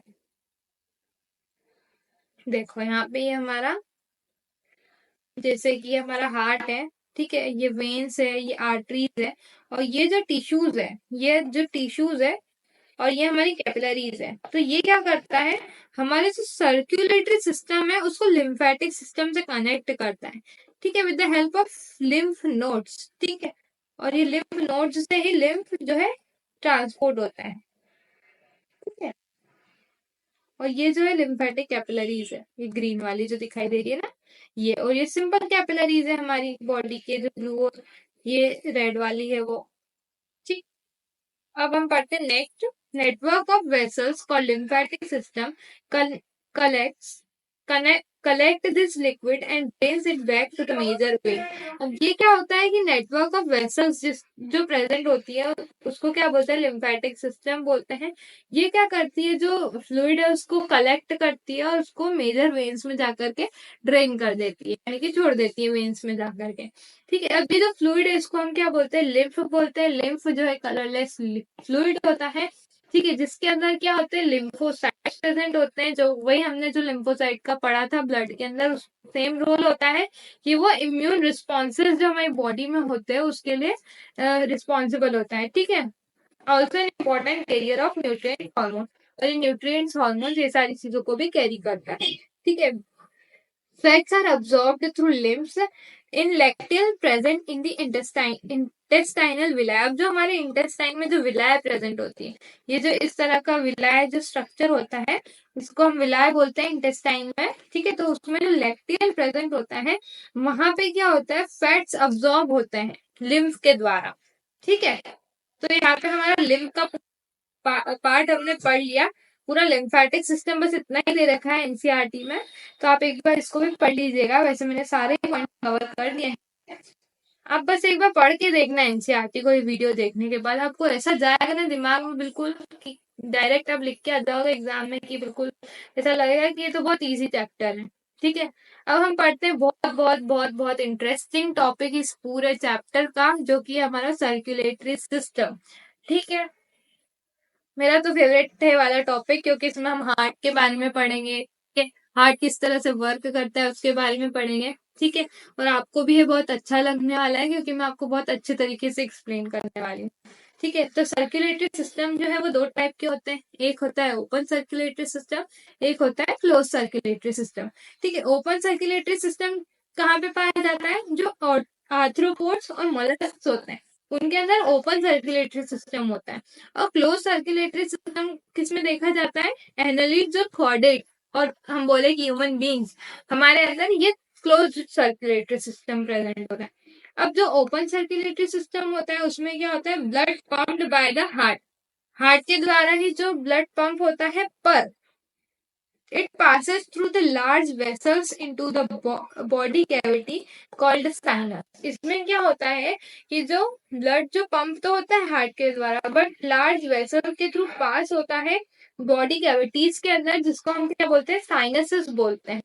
अब जो क्लोज सर्कुलेटरी सिस्टम होता है उसमें जो है close network of blood vessels होती है, जिसके थ्रू ब्लड क्या होता है, सर्कुलेट होता है बॉडी के अंदर। ठीक है, all vertebrates possess a muscular chambered heart। ठीक है, मस्कुलर यानी कि मसल्स से बना हुआ हार्ट, चेम्बर्ड यानी कि उसमें अलग अलग चेम्बर्स प्रेजेंट होते हैं, यानी कि अलग अलग बोल सकते हैं ब्लॉक्स प्रेजेंट होते हैं। ठीक है, अब जो फिशेस होती है, फिशेस के पास टू चेम्बर्ड हार्ट होता है। इसमें एक एट्रियम होता है और एक वेंट्रिकल होता है। एम्फीबियंस एंड रेप्टाइल्स जो होते हैं, अब रेप्टाइल्स में भी हम अगर क्रोकोडाइल को छोड़ दें, जो अदर रेप्टाइल्स होते हैं उनका थ्री चेम्बर्ड हार्ट होता है, जिसमें टू एट्रिया या फिर टू एट्रियम होते हैं और एक वेंट्रिकल होता है। क्रोकोडाइल्स, बर्ड्स और मैमल्स जो होते हैं, मैमल्स यानी कि हम ह्यूमन बींग्स, हमारे पास फोर चेम्बर्ड हार्ट होता है, जिसमें टू एट्रिया होते हैं और टू वेंट्रिकल्स होते हैं। ठीक है, तो अब हम पढ़ते हैं नेक्स्ट फिशेस। जो फिशेस की अगर हम बात करें तो fishes heart pumps out deoxygenated blood which is oxygenated in the blood। ठीक है, तो जो फिश का हार्ट है वो क्या करता है, डीऑक्सीजनेटेड ब्लड को क्या करता है, पंप करता है। और ये जो गिल्स होते हैं, ये यहाँ पे जो येलो कलर का पार्ट दिखाई दे रहा है इसको हम बोलते हैं गिल्स। तो ये जो गिल्स है ये डीऑक्सीजनेटेड को क्या कर देते हैं, ऑक्सीजनेटेड कर देते हैं। ठीक है, ठीक है, सप्लाई टू बॉडी पार्ट, फिर ये दूसरे बॉडी पार्ट तक ये पहुंच जाता है ऑक्सीजनेटेड ब्लड। फिर वापस से ब्लड डीऑक्सीजनेटेड हो जाता है, जितना भी ऑक्सीजन है वो कंज्यूम हो जाता है और ये ब्लड वापस डीऑक्सीजनेटेड हो जाता है, तो वो वापस बॉडी पार्ट तक रिटर्न हो जाता है। फिर वापस से गिल्स क्या करते हैं, उसको ऑक्सीजनेट करते हैं। इस तरह से पूरी साइकिल फिशेस के अंदर चलती जाती है। तो इस तरह के सर्कुलेशन को क्या बोलते हैं, सिंगल सर्कुलेशन बोलते हैं। ठीक है, पढ़ते हैं नेक्स्ट एम्फीबियंस एंड रेप्टाइल्स। देखो ये एम्फीबियंस है और रेप्टाइल, तो ये दो रेप्टाइल है और ये एम्फीबियन है। ठीक है, तो ये जो इनका हार्ट इस तरह का होता है, तीन चैम्बर्ड हार्ट होता है इनका। ठीक है, तो इसमें क्या होता है कि जो लेफ्ट दो एट्रियम है और एक सिंगल वेंट्रिकल है, ये यहाँ पे वॉल्स प्रेजेंट होते हैं। ठीक है। तो नेक्स्ट, जो लेफ्ट एट्रियम होता है वो क्या करता है, ऑक्सीजनेटेड ब्लड को रिसीव करता है, और जो राइट एट्रियम है वो क्या रिसीव करता है, डीऑक्सीजनेटेड ब्लड को रिसीव करता है फ्रॉम द बॉडी पार्ट्स। ठीक है। तो और फिर ये जो है वो वापस जा करके ऑक्सीजनेटेड और डीऑक्सीजनेटेड ब्लड यहाँ पे वेंट्रिकल्स में जाकर के मिक्स हो जाते हैं। तो इस तरह के जो सर्कुलेशन है इसको क्या बोलते हैं, इनकम्प्लीट सर्कुलेशन बोलते हैं। तो जो एम्फीबियंस और रेप्टाइल्स होते हैं उनके अंदर इस तरह का सर्कुलेशन देखने को मिलता है, इनकम्प्लीट सर्कुलेशन देखने को मिलती है। ठीक है। ये मैंने पूरा एक्सप्लेन कर दिया है यहाँ पे सर्कुलेटरी पाथवेज का इंट्रोडक्शन। अब हम मेन चीज पढ़ेंगे ह्यूमन सर्कुलेटरी सिस्टम, यानी कि हम ह्यूमन बींग्स के अंदर किस तरह से सर्कुलेटरी सिस्टम वर्क करता है। ठीक है। Also called blood vascular system. अब आपको इस क्वेश्चन में ऐसा भी आ सकता है, ब्लड वस्कुलर सिस्टम, तो आप कंफ्यूज हो जाएंगे, तो आपको ध्यान रखना है कि इसको ब्लड वस्कुलर सिस्टम भी बोलते हैं। Consist of muscular chambered heart. ठीक है, मसल्स से बना हुआ चैम्बर्ड हार्ट होता है। ठीक है। और क्या क्या चीजें होती है, closed brand vessels, blood vessels और ब्लड भी होता है। यानी कि जो ह्यूमन सर्कुलेटरी सिस्टम है उसमें तीन चीजें आती है। सबसे पहला होता है हार्ट, दूसरा ब्लड वेसल्स और तीसरा हमारा ब्लड। ठीक है। तो सबसे पहले हम हार्ट के बारे में पढ़ते हैं, ब्लड के बारे में हम पढ़ चुके हैं। ठीक है। तो ह्यूमन हार्ट जो होता है वो कहाँ पे प्रेजेंट होता है, थोरैसिक कैविटी में प्रेजेंट होता है, बिटवीन द लंग्स। ठीक है। जैसे कि हमारे दो लंग्स हैं, इसके बीच में यहाँ पे हमारा हार्ट प्रेजेंट होता है, यानी कि थोरैसिक यानी कि थोरैक्स वाले रीजन में प्रेजेंट होगा, और दो लंग्स के बीच में प्रेजेंट होता है हमारा heart. Slightly tilted towards the left, हल्का सा लेफ्ट साइड की तरह टिल्ट होता है, वो पूरा लेफ्ट में नहीं होता है हार्ट, हल्का सा लेफ्ट में इस तरह से टिल्ट होता है। ठीक है। कितना बड़ा होता है, क्लेंज्ड फिस्ट यानी कि बंद मुट्ठी, ये इतना बड़ा होता है हमारा हार्ट। आप आपकी मुट्ठी बंद करके देखिए, इतना ही बड़ा आपका हार्ट होता है। तो ये इस तरह से लेफ्ट की तरफ झुका हुआ होता है हमारा हार्ट। ठीक है। It is protected by double walled membranous bag. अब ये किससे प्रोटेक्टेड होता है, एक मेम्ब्रेनस बैग होता है जिसको हम क्या बोलते हैं, पेरिकार्डियम। पेरिकार्डियम भी दो लेयर से मिलकर बनता है। देखो जैसे कि हमारा हार्ट है, मैंने बनाया ये वाला हार्ट भी बहुत मेहनत से बनाया है। ठीक है। तो ये जो आपको यहाँ पे जो दो लेयर्स दिखाई दे रही है ना, ये ग्रीन कलर की, ये जो है ये है पेरिकार्डियम। क्या है ये, पेरिकार्डियम। पेरिकार्डियम क्या करता है, हमारे जो हार्ट है उसको प्रोटेक्शन प्रोवाइड करता है, शॉक से बचाता है। ठीक है। तो ये हमारा रोल हो गया पेरिकार्डियम का, यानी कि प्रोटेक्शन प्रोवाइड करना है हमारे हार्ट को। ठीक है। नेक्स्ट, अब हम पढ़ते हैं हार्ट, हार्ट के जो पार्ट्स है उसके बारे में। चलो इस डायग्राम को ही हम थोड़ा सा डेकोरेट कर देते हैं।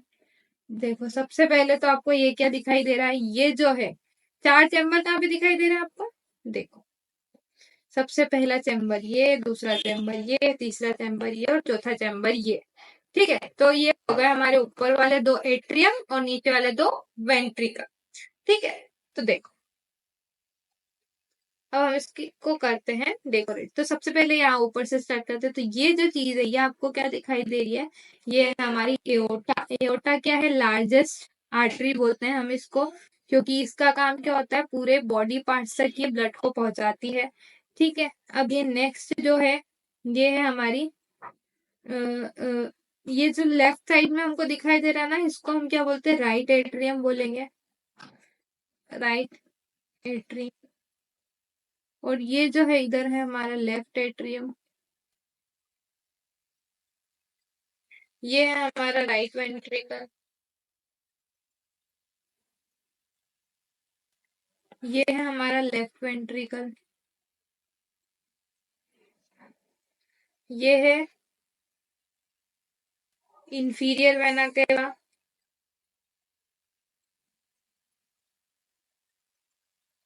और ये है हमारा सुपीरियर वेना केवा।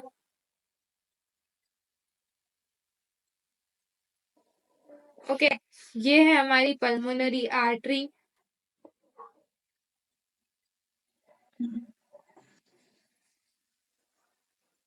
ठीक है। और भी आगे बहुत सारी चीजें होती है वो हम जानेंगे इस वीडियो में।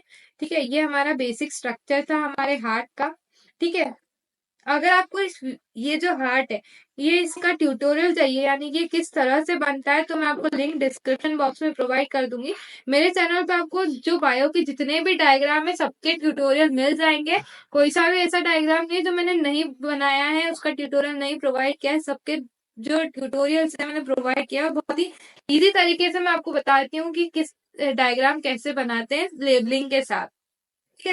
फुल डिस्क्रिप्शन एक बार चेक कर सकते हैं, या फिर आप डायरेक्ट चैनल पे जाकर भी सर्च जाके देख सकते हैं। फिर सर्च कर दो human heart diagram by biology lovers hub, वहां पे आपको आ जाएगी वीडियो। अब देखो, हमारा ये हार्ट है, ये है हमारा हार्ट। इसके होते हैं 4 चैम्बर्स, ऊपर के 2 होते हैं एट्रियम, नीचे के 2 होते हैं वेंट्रिकल। ठीक है, तो देखो ये जो इसमें जो हार्ट है वो जैसे कि हमारे जो रूम होते हैं, जैसे मान लो ये हमारा एक घर है, उसके ये 4 रूम्स है, ऐसा समझ लो। तो ये जो रूम होते हैं उनके दरवाजे भी तो होते हैं ना, तो ये है हमारे दरवाजे। तो टोटल 4 दरवाजे हम पढ़ेंगे। ठीक है, तो ये जो दरवाजे हैं ये तो ये दोनों रूम के बीच के हैं, और ये वाले जो दरवाजे हैं ना वो बाहर, यानी कि घर के बाहर निकलने के रास्ते हैं। ठीक है, तो एक रास्ता मान लो इधर वाले, इधर से घर के बाहर निकलता है, और एक रास्ता इधर से घर के बाहर निकलता है। ठीक है, तो एक रास्ता जो है वो पूरे बॉडी पार्ट तक जाता है, और दूसरा रास्ता जो है वो लंग्स तक जाता है। इधर ये लेफ्ट, इधर राइट लंग में जाएगा, और ये इधर से लेफ्ट लंग में जाएगा, और ये जो ये है यहाँ पे पूरे बॉडी पार्ट तक जाएगा। तो ये जो दरवाजे हैं उनके नाम क्या होते हैं? देखो, ये जो 2 दरवाजे हैं जो कि एट्रिया और वेंट्रिकल्स के बीच में होते हैं, तो जो राइट साइड होता है उसको बोलते हैं ट्राइकस्पिड वॉल, और जो लेफ्ट साइड वाले पार्ट में होता है उसको बोलते हैं बाइकस्पिड वॉल, या फिर मिट्रल वॉल। अब जो ये वाला होता है जो एओर्टा से कनेक्ट होता है, तो उसको क्या बोलते हैं हम? Aortic wall. और ये जो पल्मोनरी, यानी कि ये पल्मोनरी वेन और आर्टरी से कनेक्टेड होता है, उसको हम बोलते हैं पल्मोनरी वॉल। और इन दोनों को ही मिलाकर हम क्या बोलते हैं? सेमी ल्यूनर वॉल बोलते हैं। क्या बोलते हैं? सेमी ल्यूनर वॉल्व बोलते हैं। अब वॉल्व के बारे में भी हम पढ़ेंगे। देखो, ये हमारी है, ये हमारे रिब केज के अंदर होते हैं लंग्स। यहाँ पे 2 लंग्स होते हैं, और यहाँ पे ये हार्ट होता है, यानी कि थोरेसिक कैविटी में हल्का सा लेफ्ट साइड झुका हुआ हार्ट होता है। ठीक है, ये हार्ट से बहुत सारी जो ब्लड वेसल्स है वो कनेक्टेड होती है। ये आपको जो दिखाई दे रही है ये एओर्टा है। एओर्टा जो है पूरी बॉडी तक हमारे ब्लड को सप्लाई करता है। ठीक है, ये जो रेड दिखाई दे रही है, आपको दिखाई दे रही है आर्टरीज, जो कि क्या कैरी करती है? ऑक्सीजनेटेड ब्लड कैरी करती है, और जो वेन्स है वो डीऑक्सीजनेटेड ब्लड कैरी करती है। ठीक है, ये एक और डायग्राम है हमारा, इसका ट्यूटोरियल मैंने दे रखा है, सेम सेम मैं बनाना सिखा दूंगी। ठीक है, तो देखो यहाँ पे सुपीरियर वेना कावा का क्या रोल होता है कि वो पूरी बॉडी से जितना भी डीऑक्सीजनेटेड ब्लड है उसको लेकर के हार्ट को लाके देती है। ठीक है, सारा डीऑक्सीजनेटेड ब्लड ऊपर की बॉडी से कौन लेके आता है? सुपीरियर वेना केवा, और नीचे से जितना भी डीऑक्सीजनेटेड ब्लड है वो इंफीरियर वेना केवा लेके आती है। ठीक है, ये हमारी tricuspid valve, aortic valve, mitral valve, pulmonary valve, ये right atrium, left atrium, sorry right ventricle, left atrium, left ventricle, ये पल्मोनरी आर्टरी, पल्मोनरी वेन। ठीक है, ये भी पल्मोनरी आर्टरी है, ये पल्मोनरी वेन है, ये एओर्टा। ठीक है, ये होता है हमारे हार्ट के पार्ट्स, हमने पढ़ लिए। अब हम पढ़ते हैं कुछ बातें। ठीक है, किस हार्ट जो है वो किससे मिलकर के बना है? कार्डियक मसल से मिलकर के बना है। अब कार्डियक मसल का नाम क्या होता है? मायोकार्डियम। कौन सी मसल्स होती है? वो मायोकार्डियम से मिलकर के पूरा हार्ट बनता है। मस्कुलर ऑर्गन होता है हमारा हार्ट। ठीक है, इसमें एक इम्पोर्टेंट बात याद रखनी, जो वेंट्रिकल्स के साइड ये जो वॉल प्रेजेंट होती है ना, वॉल यानी कि ये जो दीवार होती है ये मोटी होती है। देखो इसका थिकनेस आपको ज्यादा दिखाई दे रहा है ना, क्यों होती है ये एट्रियम की वॉल पतली होती है और वेंट्रिकल्स की साइड वाली मोटी होती है। क्यों होती है मोटी? क्योंकि ये जो वेंट्रिकल्स है, वेंट्रिकल्स से ही सबसे ज्यादा प्रेशर लगता है, क्योंकि ये जो वेंट्रिकल्स है इसको ही पूरे बॉडी के पार्ट्स तक ब्लड को पहुंचाना रहता है, तो इसके लिए ज्यादा प्रेशर चाहिए, और ज्यादा प्रेशर को झेलने के लिए मोटी वॉल होना जरूरी है। तो इसीलिए जो वेंट्रिकल्स है उसकी वॉल मोटी होती है एज कम्पेयर टू एट्रियम की वॉल्स। ठीक है, A specialized cardiac musculature called nodal tissue is distributed in the heart. Heart के अंदर कुछ स्पेशल टाइप के नोडल टिश्यूज होते हैं जो कि पूरे हार्ट में डिस्ट्रीब्यूटेड होते हैं. तो अब हम इसमें पढ़ेंगे ऐसे नोड्स और एवी नोड्स के बारे में. ठीक है, तो देखो जो हमारा हार्ट है उसको भी मतलब सिग्नल मिलता है, कुछ इलेक्ट्रिकल इम्पल्सेस मिलते हैं जिससे कि वो पंप करता है. जैसे कि हमारी मोटर होती है, हमारे घर के अंदर जो मोटर होती है पानी की, उसको इलेक्ट्रिसिटी की जरूरत होती है ताकि वो चालू हो और वो जो है वो ऊपर तक पानी चढ़ा सके टंकी तक. ठीक है, तो इसी तरह से इलेक्ट्रिसिटी की जरूरत होती है. तो ये जो हमारा हार्ट है उसको भी कुछ इलेक्ट्रिकल इम्पल्सेस की जरूरत होती है. तो जब वो इलेक्ट्रिकल इम्पल्सेस हमारे हार्ट तक पहुंचते हैं, जब हमारे हार्ट को सिग्नल मिलता है और फिर हार्ट पंप करना स्टार्ट होता है. ठीक है, तो वो हम पढ़ेंगे कि वो किस तरह से होता है. Patches of tissue present in the right upper corner of the right atrium, जिसको हम ऐसे नोड्स बोलते हैं, साइनो एट्रियम नोड्स बोलते हैं. और जो lower corner of right atrium में प्रेजेंट होता है उसको एवी नोड्स बोलते हैं. वो पता आपको बिल्कुल समझ नहीं आया होगा, तो देखो मैं आपको समझाती हूँ. इसका डायग्राम बनाया तो था, ये इसमें बता देती हूँ. देखो ये जो हमारा राइट एट्रियम, ये वाला, तो राइट एट्रियम के जो ऊपर वाले लेफ्ट कॉर्नर में जो प्रेजेंट है ये येलो कलर का, इसको हम क्या बोलते हैं, ऐसे नोड बोलते हैं या फिर साइनो एट्रियल नोड बोलते हैं. अब ये जो नीचे लोअर राइट कॉर्नर में जो प्रेजेंट होता है उसको हम क्या बोलते हैं, एवी नोड्स बोलते हैं. क्या बोलते हैं, एवी नोड्स बोलते हैं. तो सबसे पहला जो इम्पल्स आएगा वो कहाँ पे, ऐसे नोड्स के पास आएगा. फिर ये इलेक्ट्रिकल इम्पल्स जनरेट होंगे और फिर ये एवी नोड्स के पास जाएंगे. एवी नोड्स से होते हुए ये जाएंगे यहाँ पे बंडल ऑफ हिस. यहाँ पे क्या होता है, हिस बंडल या फिर bundle of his. Bundle of his से फिर ये यहाँ पे जाते हैं. ठीक है, और फिर ये पुरकिंजे फाइबर्स, ये जो दिखाई दे रहे हैं ना, ये राइट साइड जो दोनों पूरे हार्ट में फैले हुए नीचे की साइड, उनको बोलते हैं पुरकिंजे फाइबर्स. ठीक है, पुरकिंजे फाइबर्स तक ये चले जाते हैं इम्पल्सेस. ठीक है, तो ये यहाँ पे आपको समझ आ गया होगा. ये होता है ऐसे नोड्स, ये होता है एवी नोड्स. ठीक है, ये यहाँ पे bundle of his, bundle of his से फिर यहाँ पे फाइबर्स. ठीक है,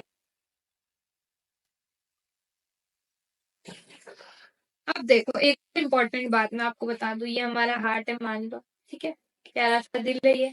ठीक है, तो ये दिल के 4 पार्ट्स होते हैं. ठीक है, तो ये जो है, जो दो एट्रियम को सेपरेट कर रही है जो वॉल, उस वॉल को क्या बोलते हैं, इंटर एट्रियल वॉल बोलते हैं.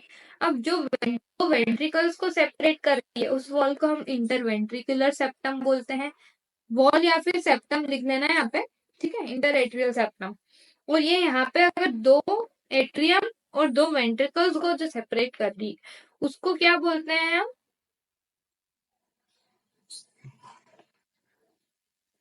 एट्रियोवेंट्रिकुलर सेप्टम बोलते हैं. ठीक है, तो ये हमारे 3 तरह के सेप्टम्स हमने पढ़ लिए. अब नेक्स्ट जब हम पढ़ते हैं एवी बंडल्स के बारे में. एवी बंडल्स होते हैं बंडल ऑफ नोडल फाइबर्स होते हैं प्रेजेंट नियर एवी सेप्टा. ठीक है, to the top of the A V septa, यानी कि एट्रियो वेंट्रिकुलर सेप्टम के टॉप पे प्रेजेंट होते हैं ये यहाँ पे. ठीक है, और एवी यानी कि आईवी यानी कि ये,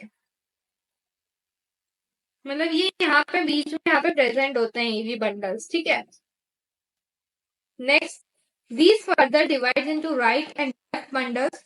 ये आगे जाकर के राइट और लेफ्ट बंडल्स में ये इस तरह से डिवाइड हो जाते हैं. ठीक है, these branches give rise to minute fibers throughout the ventricular musculature of the respective sides called Purkinje fibers. देखो ये फाइबर्स बिल्कुल बारीक बारीक बारीक बारीक ये जो नाम दिखाई दे रहे हैं ना इस तरह से फाइबर्स की, इसको हम क्या बोलते हैं, पुरकिंजे फाइबर्स बोलते हैं. ये जो बीच वाला है इसको हम बोलते हैं एवी bundles. Okay, now next is nodal fibers. Nodal fibers have ability to generate action potential. Action potential यानी कि इलेक्ट्रिकल इम्पल्सेस हम बोल सकते हैं. ठीक है, विदाउट एनी एक्सटर्नल स्टिमुलस। यानी कि जो हमारा हार्ट है वो उसके पास ऐसी एबिलिटी होती है कि ऑटो एक्साइटेबल हो जाता है, वो एकदम से क्या हो जाता है, एक्साइट हो जाता है। यानी कि ऑटोमेटिसिटी बोल सकते हैं, यानी कि ऑटोमेटिक उसमें वर्क होता है हमारे हार्ट में, पंप ऑटोमेटिकली होता है ना। वो ऐसा तो नहीं कि हम बोलते हैं कि हार्ट तुम पंप करो जब भी वो पंप होगा, नहीं, वो ऑटोमेटिकली पंप करता है। ठीक है, तो अब हम पढ़ते हैं ऐसे एन, यानी कि साइनो एट्रियल नोड। जो साइनो एट्रियल नोड होता है वो क्या करता है, एक्शन, उसके पास एक्शन पोटेंशियल कितना होता है, 70 to 75 बीट्स पर मिनट। यानी कि 70 to 75 पर मिनट में ये एक्शन पोटेंशियल शो करता है। Maintain contractile activity of heart, ये क्या है, इसको ऐसे नोट्स जो होते हैं उनको क्या बोलते हैं, पेस मेकर ऑफ हार्ट बोलते हैं। इसको हार्ट ऑफ हार्ट भी बोलते हैं क्योंकि बहुत इंपॉर्टेंट पार्ट होता है हमारे हार्ट का। यानी ये पेस डेवलप करता है हार्ट को। जो पेस होता है ना हार्ट बीट का, लब डब करता है, तो वो पेस को जो मेंटेन कौन करता है, हमारा ऐसे नोट मेंटेन करता है। ठीक है, और अब जो हमारी हार्ट बीट होती है वो पर मिनट में कितनी हार्ट बीट होती है, मतलब हार्ट कितनी बार पंप करता है एक मिनट में, 70 to 75 टाइम्स बीट करता है हमारा हार्ट। ठीक है, एवरेज, और एवरेज होता है 72 बीट्स पर मिनट। बहुत इंपॉर्टेंट कंसेप्ट है, आपको ये याद रखना है। यानी कि 72 बार एक मिनट में हमारा हार्ट क्या करता है, पंप करता है। अब हम पढ़ते हैं नेक्स्ट, कार्डियक साइकिल। बहुत इंपॉर्टेंट है कार्डियक साइकिल। कार्डियक साइकिल क्या होती है, अब मतलब इसमें हम पढ़ेंगे कि हमारा हार्ट किस तरह से वर्क करता है। तो आपने पढ़ा होगा कि सिस्टोल और डायस्टोल क्या होता है। आज से पहले आपको बिल्कुल समझ नहीं आएगा कि सिस्टोल क्या होता है, डायस्टोल क्या होता है। तो आपको इसे याद रखना है, सिस्टोल का मतलब होता है कॉन्ट्रैक्शन, यानी कि हार्ट जब कॉन्ट्रैक्ट करेगा, वो कहीं से भी कर सकता है, एट्रिया भी कॉन्ट्रैक्ट हो सकती है, वेंट्रिकल्स भी कॉन्ट्रैक्ट हो सकते हैं। तो जब हार्ट कॉन्ट्रैक्ट होगा तो उसको हम बोलेंगे सिस्टोल, और जब रिलैक्स होगा यानी कि नॉर्मल कंडीशन में आएगा उसको हम बोलेंगे डायस्टोल। ठीक है, तो जो सबसे पहले जो हमारे जो हार्ट के चारों चैम्बर्स है वो अगर रिलैक्स स्टेट पे, उसको हम क्या बोलेंगे, डायस्टोल बोलेंगे। As the tricuspid and bicuspid valves open. ठीक है, वो जो हमने दो, इधर वाली जो थी उसको ट्राइकस्पिड वॉल बोला था और इधर वाली का बोला था bicuspid valve.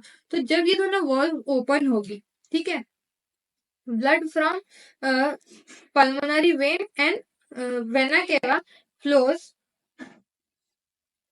to both the ventricles, semilunar wall. Both the ventricles and semilunar wall is closed in this stage. यानी कि जब ब्लड आएगा हमारे हार्ट के अंदर, ठीक है, बोथ द वेंट्रिकल्स के अंदर, जब क्या होगा कि सेमिलुनर वॉल जो है वो बंद हो जाएगी। तो यहाँ पे क्या होगा कि जो ऐसे नोड्स है वो इलेक्ट्रिकल इम्पल्स जनरेट करेगा, एक्शन पोटेंशियल जनरेट करेगा, जिससे क्या होगा, जो एट्रियाज है वो स्टिमुलेट होगी, स्टिमुलेट होगी, और वो क्या होगी, कॉन्ट्रैक्ट होगी एट्रिया। तो ये जो कॉन्ट्रैक्शन हुआ इसको क्या बोलते हैं, हम एट्रियल सिस्टोल बोलते हैं। देखो नेक्स्ट देखेंगे, ये यहाँ पे हमारा एवी नोड प्रेजेंट था, इसको इलेक्ट्रिकल इम्पल्सेस मिले। तो ये जब इलेक्ट्रिकल इम्पल्स मिले तो ये जो एट्रियास है ये दोनों क्या हुआ, कॉन्ट्रैक्ट हुआ। पहले तो यहाँ पे ब्लड आ गया, ठीक है, यहाँ पे ब्लड आ गया, ब्लड आ गया, फिर ब्लड को नीचे पहुंचाना है। तो नीचे कैसे पहुंचेंगे, जब ये दोनों जो वॉल्स है ये दोनों ओपन हुई। तो ये दोनों जो वॉल हुई ओपन हो गई, फिर उसके बाद इलेक्ट्रिकल इम्पल्स आए एवी नोड पे, तो ये कॉन्ट्रैक्ट हुआ, ये भी कॉन्ट्रैक्ट हुआ, तो क्या हुआ, ब्लड को फोर्स, ब्लड को मतलब प्रेशर मिला, ब्लड यहाँ पे नीचे आ गया, दोनों वॉल्स खुल गई थी। तो फिर वापस जैसे ही ब्लड यहाँ पे आया तो ये जो वॉल थी वो वापस से बंद हो जाएगी, साथ ही जो सेमिलुनर वॉल्स है वो भी बंद हो जाएगी। ठीक है, इस स्टेज पे अब क्या होगा, ये बंद क्यों हुई, ताकि वो बैकफ्लो ऑफ ब्लड को प्रिवेंट कर सके। ठीक है, अब नेक्स्ट, इतना कंसेप्ट आपको समझ आ गया। तो ये जो कॉन्ट्रैक्शन हुआ एट्रियम, एट्रियास का, उसको हम क्या बोलते हैं, एट्रियल सिस्टोल बोलते हैं, यानी कि एट्रियल कॉन्ट्रैक्शन बोलते हैं। अब हम पढ़ते हैं नेक्स्ट, ये भी मैं आपको एक्सप्लेन करूंगी पूरा सर्कुलेशन ऑफ हार्ट। पहले हम ये पढ़ लेते हैं, सिस्टोल और डायस्टोल वाला कंसेप्ट है। ठीक है, this action potential is conducted to ventricular side by A V nodes. फिर वो एवी नोड के पास तक हमारा इलेक्ट्रिकल इम्पल्सेस आए, फिर एवी बंडल्स के पास आए, where the bundle of His transmit it to the entire ventricular musculature causes the contraction of ventricles यानी कि वेंट्रिकुलर सिस्टोल। अब देखो जिस तरह से यहाँ पे हुआ था, एट्रियल्स का हुआ था सिस्टोल, अब होगा वेंट्रिकल्स का सिस्टोल। ठीक है, तो ये यहाँ पे ब्लड आ गया। अब यहाँ पे क्या होगा, ये जो बंडल, ये एवी नोड से सिग्नल यहाँ पे ऐसे नोड्स से सिग्नल गए एवी नोड्स के पास। ठीक है, एवी नोड्स से गए बंडल ऑफ हिस में, बंडल ऑफ हिस से पुरकिंजे फाइबर्स, ये पूरे हार्ट तक सिग्नल पहुंच गया। और फिर ये सिग्नल जैसे ही पहुंचा, जब ये वेंट्रिकल्स कॉन्ट्रैक्ट होगी, तो जब ये वेंट्रिकल्स कॉन्ट्रैक्ट होंगी तो फिर यहाँ पे जो सेमी ल्यूनर वॉल्स है वो ओपन होगी, और फिर ये जो है हार्ट, मतलब यहाँ पे भी ब्लड को पहुंचना होगा। इस तरह से पूरी बॉडी तक ब्लड पहुंच जाता है। ठीक है, तो ये हो गया हमारा मतलब कॉन्ट्रेक्शन और रिलैक्सेशन यानी कि सिस्टोल और डायस्टोल। ठीक है, यहाँ तक आपको क्लियर हो गया होगा। अब हम बढ़ते हैं आगे। देखो, ठीक है, वेंट्रिकुलर सिस्टोल समझ आ गया और एट्रियल सिस्टोल समझ आ गया। जब एट्रिया कॉन्ट्रैक्ट होगी यानी कि एट्रियल सिस्टोल, और जब वेंट्रिकल्स कॉन्ट्रैक्ट होंगे, कॉन्ट्रैक्ट यानी कि सिकुड़ना। ठीक है, तो इस तरह से जब कॉन्ट्रैक्शन होगा वेंट्रिकल्स में प्रेशर बढ़ेगा, इसको हम बोलते हैं वेंट्रिकुलर सिस्टोल। ठीक है, अब जब वेंट्रिकुलर सिस्टोल होगा ना, जब एट्रियल डायस्टोल होगा, जब वेंट्रिकल्स कॉन्ट्रैक्ट होगी ना, जब एट्रियास क्या हो जाएगी, रिलैक्स रहेगी। तो जब रिलैक्स रहेगी उसको क्या बोलेंगे, एट्रियल डायस्टोल। अब जब एट्रियल सिस्टोल होगा यानी कि एट्रिया कॉन्ट्रैक्ट होगी, उस टाइम पे वेंट्रिकुलर डायस्टोल होगा यानी कि वेंट्रिकल्स जो होगी वो रिलैक्स रहेगी। ठीक है, यहाँ तक आपको क्लियर हो गया होगा। तो ये जो है साइमल्टेनियसली होती है ये सारी चीजें, और हार्ट में पंपिंग होती है। ठीक है, अब atrias undergo relaxation diastole coinciding with ventricular diastole, ventricular systole। I hope आपको क्लियर हो गया होगा। तो अगर आपको ये नोट्स का पीडीएफ चाहिए तो उसके लिए आपको 3 चीजें करनी पड़ेगी। सबसे पहले तो ये चैनल को सब्सक्राइब कर दो, दूसरा ये वीडियो को लाइक कर दो। ठीक है, तीसरा मैंने डिस्क्रिप्शन बॉक्स में आपको टेलीग्राम की लिंक प्रोवाइड की है, टेलीग्राम ज्वाइन कर लो आप टेलीग्राम ग्रुप को। वहां पे मैंने इस पूरे जो नोट्स है इसका पीडीएफ मैं आपको प्रोवाइड करूंगी। टोटल 72 पेज का पीडीएफ है जो मैंने बहुत ही मतलब मेहनत से बनाया है आपके लिए। तो आप वहां जा करके टेलीग्राम ग्रुप को ज्वाइन करो और जल्दी से डाउनलोड कर लो। बहुत ही इंपॉर्टेंट होगा आपके नीट के लिए। अगर आप प्रिपेयर करें तो आपको बहुत हेल्पफुल नोट्स होंगे ये, नोट्स के लिए तो ये इम्पोर्टेंट है ही। ठीक है, नेक्स्ट जब हम पढ़ते हैं, जब वेंट्रिकुलर सिस्टोल होगा ना, जब क्या होगा, वेंट्रिकल्स में प्रेशर बढ़ेगा, इंटरवेंट्रिकुलर प्रेशर बढ़ेगा, जिसके कारण जो बाइकस्पिड वॉल जो है वो क्लोज होगी। क्यों होगी क्लोज, ताकि वो बैक फ्लो ऑफ ब्लड को प्रिवेंट कर सके। देखो, जैसे कि हमारे जो सबसे पहले ऊपर जो है वो 2 एट्रियाज है, एट्रिया से ब्लड पहुंचा नीचे वेंट्रिकल्स में, किसकी वजह से बचा, मतलब भरा वो ब्लड, वो जो वॉल्स थी ट्राइकस्पिड और बाइकस्पिड वॉल, उसके थ्रू जो ब्लड है वो वेंट्रिकल्स में नीचे आ गया। ठीक है, तो देखो ये जो वॉल्स है, वॉल्स कैसी होती है, ये इस तरह से वॉल्स होती है। तो जब ब्लड आता है तो वो खुल जाती है, और जब ब्लड पूरी तरह से भरा जाता है वेंट्रिकल्स में, वो वापस से इस तरह से क्लोज हो जाती है। अब ये क्लोज क्यों होती है, ताकि वापस से ब्लड ऊपर ना जा पाए एट्रियाज तक। तो ये बैक फ्लो ऑफ ब्लड को क्या करती है, प्रिवेंट करती है वॉल्स, ट्राइकस्पिड और बाइकस्पिड वॉल। ठीक है, तो इस टाइम पे जब वेंट्रिकुलर सिस्टोल होता है, जब वेंट्रिकल्स कॉन्ट्रैक्ट होगी ना, तो ये जो वॉल्स है वो बंद हो जाएगी। क्यों, ताकि वो वापस एट्रिया तक नहीं पहुंचे, वो सेमिल्यूनर वॉल से होते हुए जो पूरी बॉडी तक वो ब्लड पहुंच जाए। तो वेंट्रिकुलर सिस्टोल के टाइम पे क्या होगा, सेमिल्यूनर वॉल्स ओपन हो जाती है। ठीक है, ताकि वो पूरी बॉडी तक वो ब्लड को पहुंचा सके एओर्टा के थ्रू। ठीक है, द वेंट्रिकल्स नाउ रिलैक्सेस। अब जो वेंट्रिकल्स जो है वो रिलैक्स हो जाती है, जिसको वेंट्रिकुलर डायस्टोल बोलते हैं। वेंट्रिकुलर डिक्रीज हो जाता है, सेमिल्यूनर वॉल भी क्लोज हो जाती है। ठीक है, prevent backflow of blood to the into the ventricles. ठीक है, इस तरह से हमारा जो सिस्टोल और डायस्टोल का कंसेप्ट पूरा क्लियर हो गया होगा। अभी भी समझ नहीं आया तो वापस से वीडियो में पीछे जाओ, वापस देखो, समझ आ जाएगा। ठीक है, जो ऐसे नोड्स होती है अगेन जनरेट एक्शन पोटेंशियल, वापस से ऐसे नोड्स के पास एक्शन पोटेंशियल आता है, वापस से ये साइकिल चलती जाती है, जिसके कारण हमारा हार्ट बीट करता है। ठीक है, तो वापस से ऐसे नोड के पास जाएंगे एक्शन पोटेंशियल, फिर एसी नोड के पास जाएंगे, फिर बंडल ऑफ हिस के पास जाएंगे, और फिर पुरकिंजे फाइबर्स तक जाएंगे और कॉन्ट्रैक्शन रिलैक्सेशन हमारे हार्ट का होगा, यानी पंपिंग ऑफ हार्ट होगा। अब कार्डियक साइकिल की डेफिनेशन पढ़ते हैं। कार्डियक साइकिल क्या होता है? ये हमारे हार्ट की ऐसी परफॉर्मेंस होती है, मतलब कि एक हार्ट बीट की बिगनिंग से लेकर के दूसरी हार्ट बीट के बिगनिंग तक का जो टाइम पीरियड होता है, पूरी साइकिल होती है, उसको क्या बोलते हैं? हम कार्डियक साइकिल बोलते हैं। अब जब भी आपको ये वर्ड कार्डियक दिखाई देना, उससे आप क्या समझ जाएंगे कि हार्ट की बात हो रही है। ठीक है, कार्डियक वर्ड का मतलब है हार्ट। ठीक है, अब आप पढ़ेंगे cardiac cycle, cardiac output, cardiac disorders, तो ये सब क्या है? हार्ट से रिलेटेड चीजें हैं। ठीक है, दो तरह के होते हैं, एक होता है सिस्टोल और एक होता है डायस्टोल। एट्रियल सिस्टोल भी होता है, वेंट्रिकुलर सिस्टोल भी होता है। यहाँ पे एट्रिया की स्पेलिंग गलत है, एट्रियल आप करेक्ट कर लेते हैं उसमें। ठीक है, डायस्टोल, ठीक है, यानी कि एट्रियल डायस्टोल और वेंट्रिकुलर डायस्टोल। सिस्टोल यानी कि कॉन्ट्रैक्शन, ठीक है, और डायस्टोल यानी कि रिलैक्सेशन। ना नेक्स्ट, अब जो ड्यूरेशन कितना होता है हमारे कार्डियक साइकिल का? 0.8 सेकेंड, यानी कि आप सोच भी नहीं सकते इतना कम होता है, यानी कि एक पलक झपकाएंगे इतनी देर में एक कार्डियक साइकिल हो चुका होता है हमारी बॉडी के अंदर। ठीक है, मैनी कार्डियक साइकिल हमारी बॉडी में होती है पर मिनट में। तब आप मुझे कमेंट में बताओ कि एक मिनट में कितनी कार्डियक साइकिल होती है हमारी बॉडी में। अब next, during a cardiac cycle, each ventricle pumps approx 70 ml of blood, यानी कि हर एक कार्डियक साइकिल में मतलब जो वेंट्रिकल्स होती है वो कितना ब्लड पंप करती है हमारी बॉडी को? 70 ml ब्लड पंप करती है। हम निकालते हैं कार्डियक आउटपुट। तो कार्डियक आउटपुट आउटपुट कैसे निकलता है?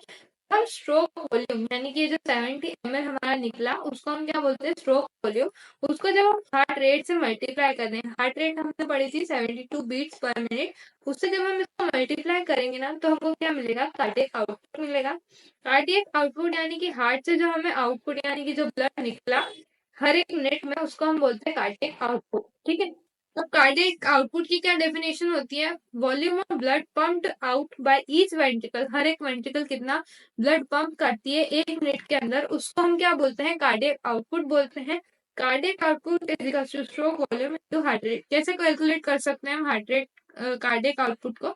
हमको स्ट्रोक वॉल्यूम जो हमने निकाला 70 ml, अभी हमने पढ़ा 70 को हम 72 यानी कि हार्ट बीट से मल्टीप्लाई कर लें तो अप्रोक्स 5000 ml आता है, जिसको हम क्या बोलते हैं? कार्डियक आउटपुट बोलते हैं। तो अप्रोक्स 5 लीटर ब्लड एक मिनट के अंदर हमारे वेंट्रिकल्स क्या करते हैं? पंप करते हैं। ठीक है, तो ये हो गया हमारा कार्डियक आउटपुट। अब हम next, during each cardiac cycle 2 sounds are produce. हर एक कार्डियक साइकिल में दो तरह के साउंड प्रोड्यूस होते हैं। सबसे पहला होता है फर्स्ट हार्ट साउंड और एक होता है second heart sound. First heart sound को बोलते हैं लब एंड सेकंड हार्ट साउंड को बोलते हैं डब, यानी कि लब डब, यानी कि हम हिंदी में बोले धक धक। ठीक है, इंग्लिश में बोलते हैं लब डब और हिंदी में बोलते हैं धक धक। ठीक है, तो लब कब होता है? लब साउंड कब प्रोड्यूस होता है हमारे हार्ट में? जब ट्राइकस्पिड और बाइकस्पिड वॉल्व क्लोज हो जाती है, दोनों ही वॉल्व जब क्लोज हो जाती है जब होता है लब।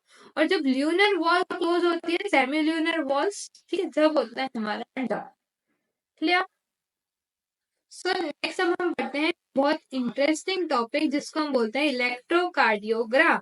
इलेक्ट्रोकार्डियोग्राम क्या होता है? देखो, अब इस आपने पढ़ा होगा कि मतलब पढ़ा तो नहीं, आपने देखा होगा हॉस्पिटल्स में वो जो ईसीजी मशीन होती है ना, जिसपे इस तरह से ग्राफ चलता है, पीप पीप पीप पीप इस तरह से आवाज आती है उसके अंदर, तो वो जो होता है उसको क्या बोलते हैं? इलेक्ट्रोकार्डियो ग्राफ बोलते हैं। देखो आप इसमें ना अपोजिट है, ग्राफ का मतलब ये होता है इस तरह से, बट यहाँ पे जो ये ग्राफ है ना इसका मतलब होता है मशीन, और जो ग्राम है उसका मतलब होता है कि वो जो ग्राफ का रिप्रेजेंटेशन है वो।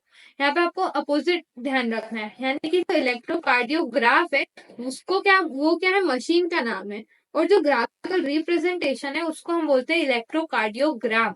यानी कि ईसीजी के ऊपर जो हमको ग्राफिकल रिप्रेजेंटेशन मिलता है ना उसको हम बोलते हैं इलेक्ट्रोकार्डियोग्राम। अब ईसीजी क्या होता है? It is a graphical representation of electrical activity of heart, यानी किस तरह से हमारी वो जो हार्ट है वर्क कर रहा है, उसको क्या बोलते हैं हम?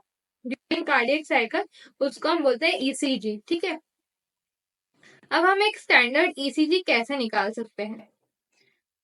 आपको बताती हूँ, ईसीजी का डायग्राम भी बताऊंगी। इसमें क्या करते हैं कि एक पेशेंट लेते हैं, उसको लेटा देते हैं और उसके अंदर 3 इलेक्ट्रिकल बीड्स को हम क्या करते हैं, कनेक्ट करते हैं।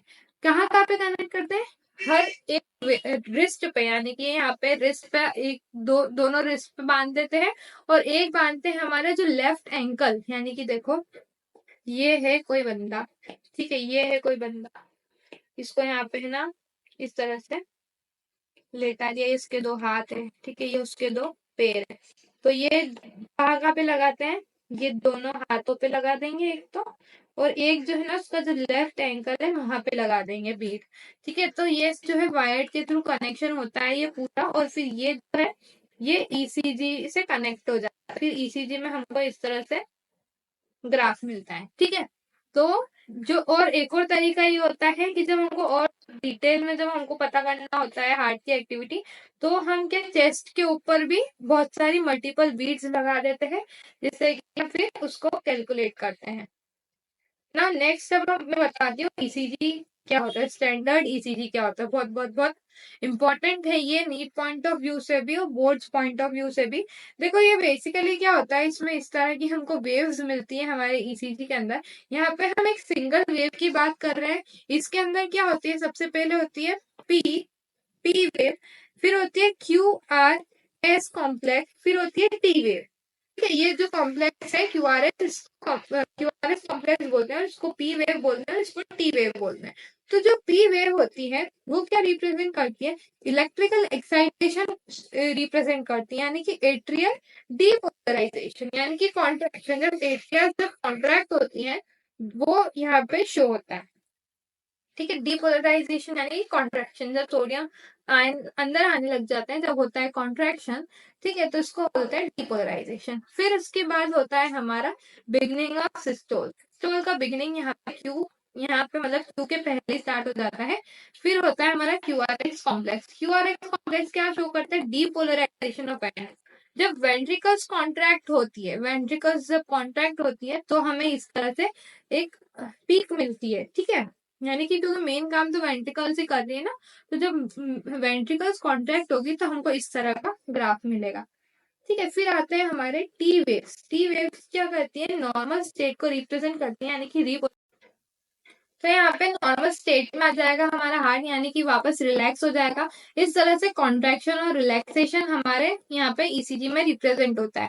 तो देखो यहाँ पे सबसे पहले एट्रिया जब कॉन्ट्रैक्ट हुई थी तो उसको एट्रियल डीपोलराइजेशन, फिर वेंट्रिकल्स कॉन्ट्रैक्ट हुए, फिर वेंट्रिकल्स रिलैक्स हुए, फिर वापस से एट्रियम कॉन्ट्रैक्ट हुए। इस तरह से साइकिल होती जाती है, कॉन्ट्रैक्शन और रिलैक्सेशन हमारे यहाँ पे ईसीजी के ऊपर शो होता है, ठीक है। अब हम पढ़ते हैं next double circulation. Double circulation क्या होता है कि हम डबल यानी कि 2, तो हम क्या समझते हैं कि जब हमारा ब्लड जो है वो 2 बार हार्ट से गुजरे, ठीक है, तो हम इसको क्या बोलेंगे, एक कंप्लीट साइकिल में, यानी कि हर एक कंप्लीट साइकिल में जब हमारा ब्लड है 2 बार हमारे हार्ट से गुजरे, उसको हम क्या बोलते हैं, डबल सर्कुलेशन बोलते हैं।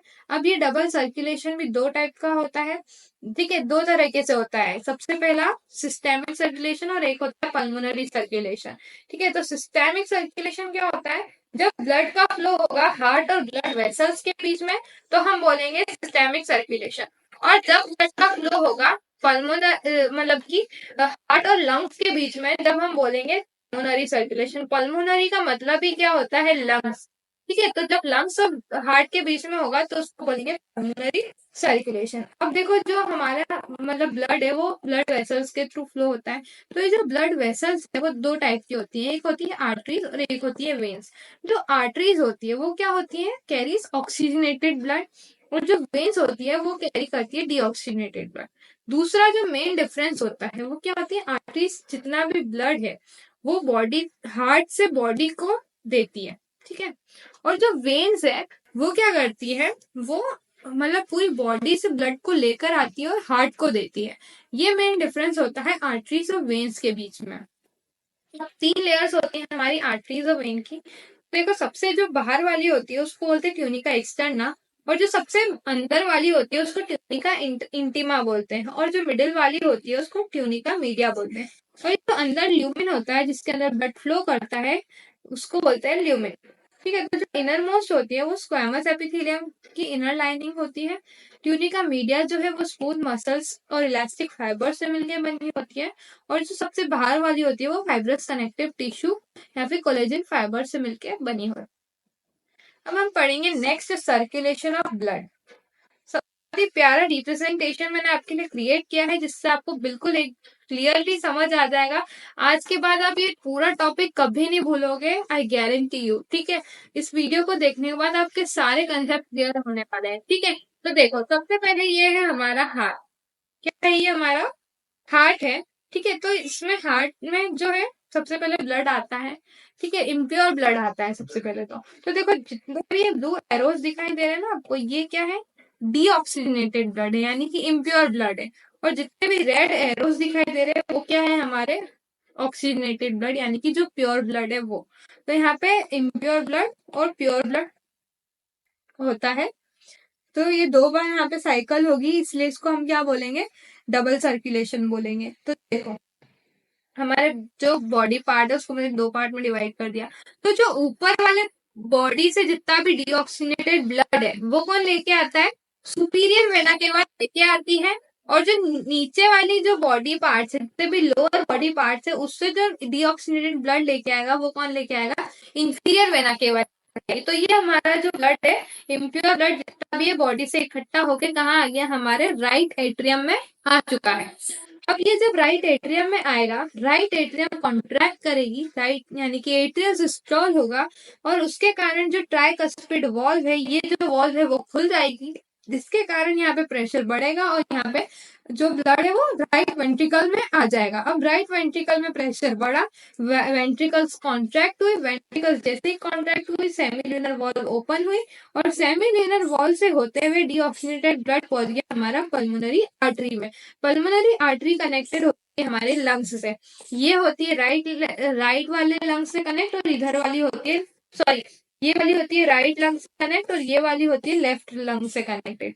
तो ये दोनों ही लंग्स कनेक्टेड होते हैं हमारे हार्ट से। ठीक है, तो अभी मैंने यहाँ पे लेफ्ट साइड बनाया है, यहाँ पे होता है हमारा हार्ट, ये पल्मोनरी आर्टरी एक इधर आती है और एक आर्टरी इधर आती है। तो डीऑक्सीनेटेड ब्लड पहुंच गया हमारे लंग्स के अंदर। अब यहाँ पे क्या होता है? एक्सचेंज ऑफ गैसेज होता है। तो आपने पढ़ा होगा रेस्पिरेटरी सिस्टम में कि हम ऑक्सीजन को जब इनटेक करते हैं तो हमारे लंग्स तक पहुंचती है ऑक्सीजन। तो यहाँ पे होता है एक्सचेंज ऑफ गैसेस। ठीक है, एल्वियोलर लंग में क्या होता है? Exchange of gases.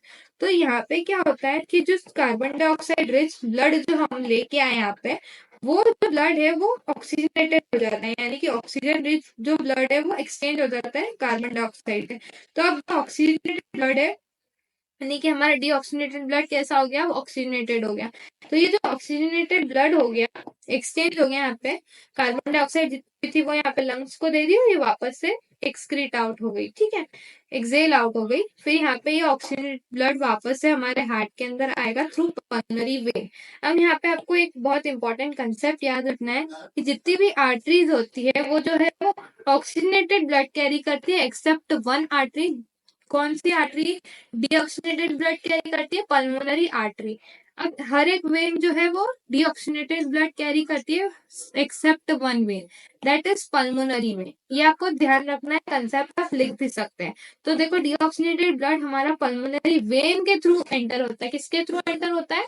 Pulmonary vein के थ्रू एंटर होता है। ठीक है, तो यहाँ से हमारा ऑक्सीजन रिच ब्लड आ गया लेफ्ट एट्रियम में। लेफ्ट एट्रियम में प्रेशर बढ़ा, विट्रियल वॉल या फिर बाइकस्पिड वॉल ओपन हुई और यहाँ पे राइट लेफ्ट वेंट्रिकल में ब्लड आ गया। लेफ्ट वेंट्रिकल में जैसे ही ब्लड आया, वेंट्रिकल कॉन्ट्रैक्ट हुई और यहाँ पे इतना ज्यादा प्रेशर से कॉन्ट्रैक्शन होता है ना, क्योंकि ये एओर्टा से होती है, एओर्टा तक इसको ब्लड को पहुंचाना रहता है। और ये एओर्टा ब्लड कहाँ पे पहुंचाएगा? जितने भी बॉडी पार्ट्स है सबको ये ब्लड कहाँ सप्लाई कर देता है? पूरी बॉडी में। तो ये मेन फंक्शन एओर्टा परफॉर्म करता है, क्योंकि इसको बहुत ज्यादा प्रेशर से पूरी बॉडी को ब्लड पहुंचाना रहता है। इसीलिए यहाँ पे ये जो वॉल्स होती है ना, ये मोटी होती है, क्योंकि यहाँ हाई प्रेशर यहाँ पे हार्ट को लगाना पड़ता है ताकि पूरी बॉडी, हर एक बॉडी पार्ट तक ब्लड पहुंच सके। ठीक है, और ये जो है अलग अलग ब्लड वेसल्स अलग अलग बॉडी पार्ट तक पहुंचाती है। तो इस तरह से हमारा जो ब्लड है वो सर्कुलेट होता है हमारी बॉडी में तो देखो यहाँ पे जो ब्लड था बॉडी पार्ट तक पहुंचा, बॉडी ने जितनी भी ऑक्सीजन थी वो कंज्यूम कर ली, इसेंशियल न्यूट्रिएंट से कंज्यूम कर लिया, वापस से ब्लड क्या हो गया, डीऑक्सीनेटेड हो गया। फिर वापस से डीऑक्सीनेटेड ब्लड यहाँ पे रेक्टम में आएगा, वापस इधर जाएगा, फिर इधर जाएगा, फिर इस तरह से साइकिल पूरी वापस रिपीट होती जाती है। तो आई होप आपको ये क्लियर हो गया होगा पूरा ब्लड का। बहुत ही मेहनत से मैंने आपको एक्सप्लेन किया है, ये बहुत ही सिंपल वे में मैंने आपको एक्सप्लेन करने की कोशिश की है। ठीक है, अब हम पढ़ते हैं नेक्स्ट। ये हो गया हमारा circulation of blood complete. Okay, next अब हम पढ़ते हैं पल्मोनरी सर्कुलेशन और सिस्टेमिक सर्कुलेशन में क्या डिफरेंस होता है। ठीक है, तो देखो जो पल्मोनरी सर्कुलेशन होता है ना, उसमें क्या होता है, जैसे कि ये हार्ट है, यहाँ पे जितना भी वेना केवा नीचे वाले पार्ट से ब्लड लेके और ये एक वेना केवा ऊपर वाले पार्ट से लेके। ठीक है, तो यहाँ पे जो होगा लंग्स से जितना भी डीऑक्सीनेटेड ब्लड है वो आ जाएगा हमारे यहाँ पे।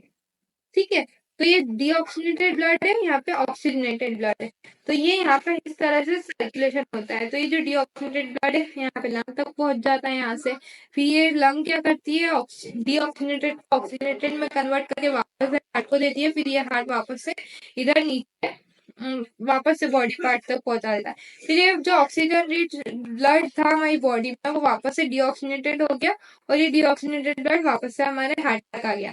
इस तरह से ये साइकिल चलती जाती है।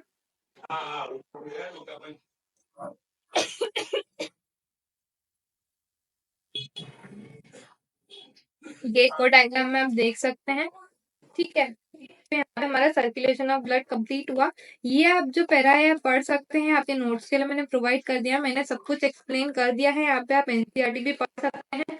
ठीक है, अब हम पढ़ते हैं next, regulation of cardiac activity. Direct मैं आपको इसमें एनसीईआरटी की मदद से पढ़ूंगी क्योंकि बहुत शॉर्ट एंड स्वीट दे रखा है एनसीईआरटी के अंदर। ठीक है, तो हम पढ़ते हैं normal activities of heart are regulated in intrinsically, ठीक है, that is auto regulated special muscles nodal tissue।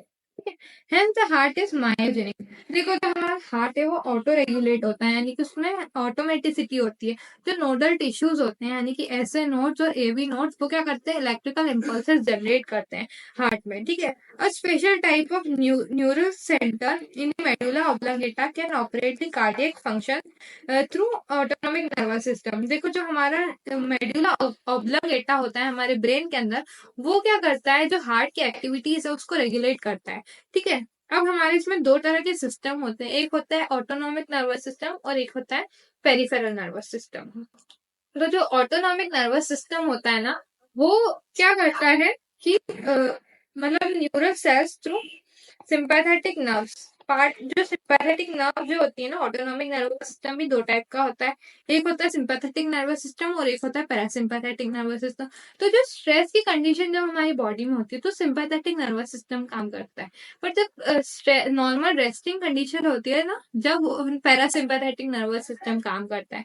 ठीक है, तो जब सिंपैथेटिक नर्वस सिस्टम काम करेगा ना, तो जितनी भी चीजें ना, सिक्रीशन वगैरह सारी चीजें इंक्रीज होती है, जैसे कि हार्ट रेट इंक्रीज लग जाती है सिंपैथेटिक नर्वस सिस्टम जब काम करता है, स्ट्रेंथ ऑफ वेंट्रिकुलर कॉन्ट्रैक्शन होने लग जाता है, कार्डियक आउटपुट भी बढ़ जाता है।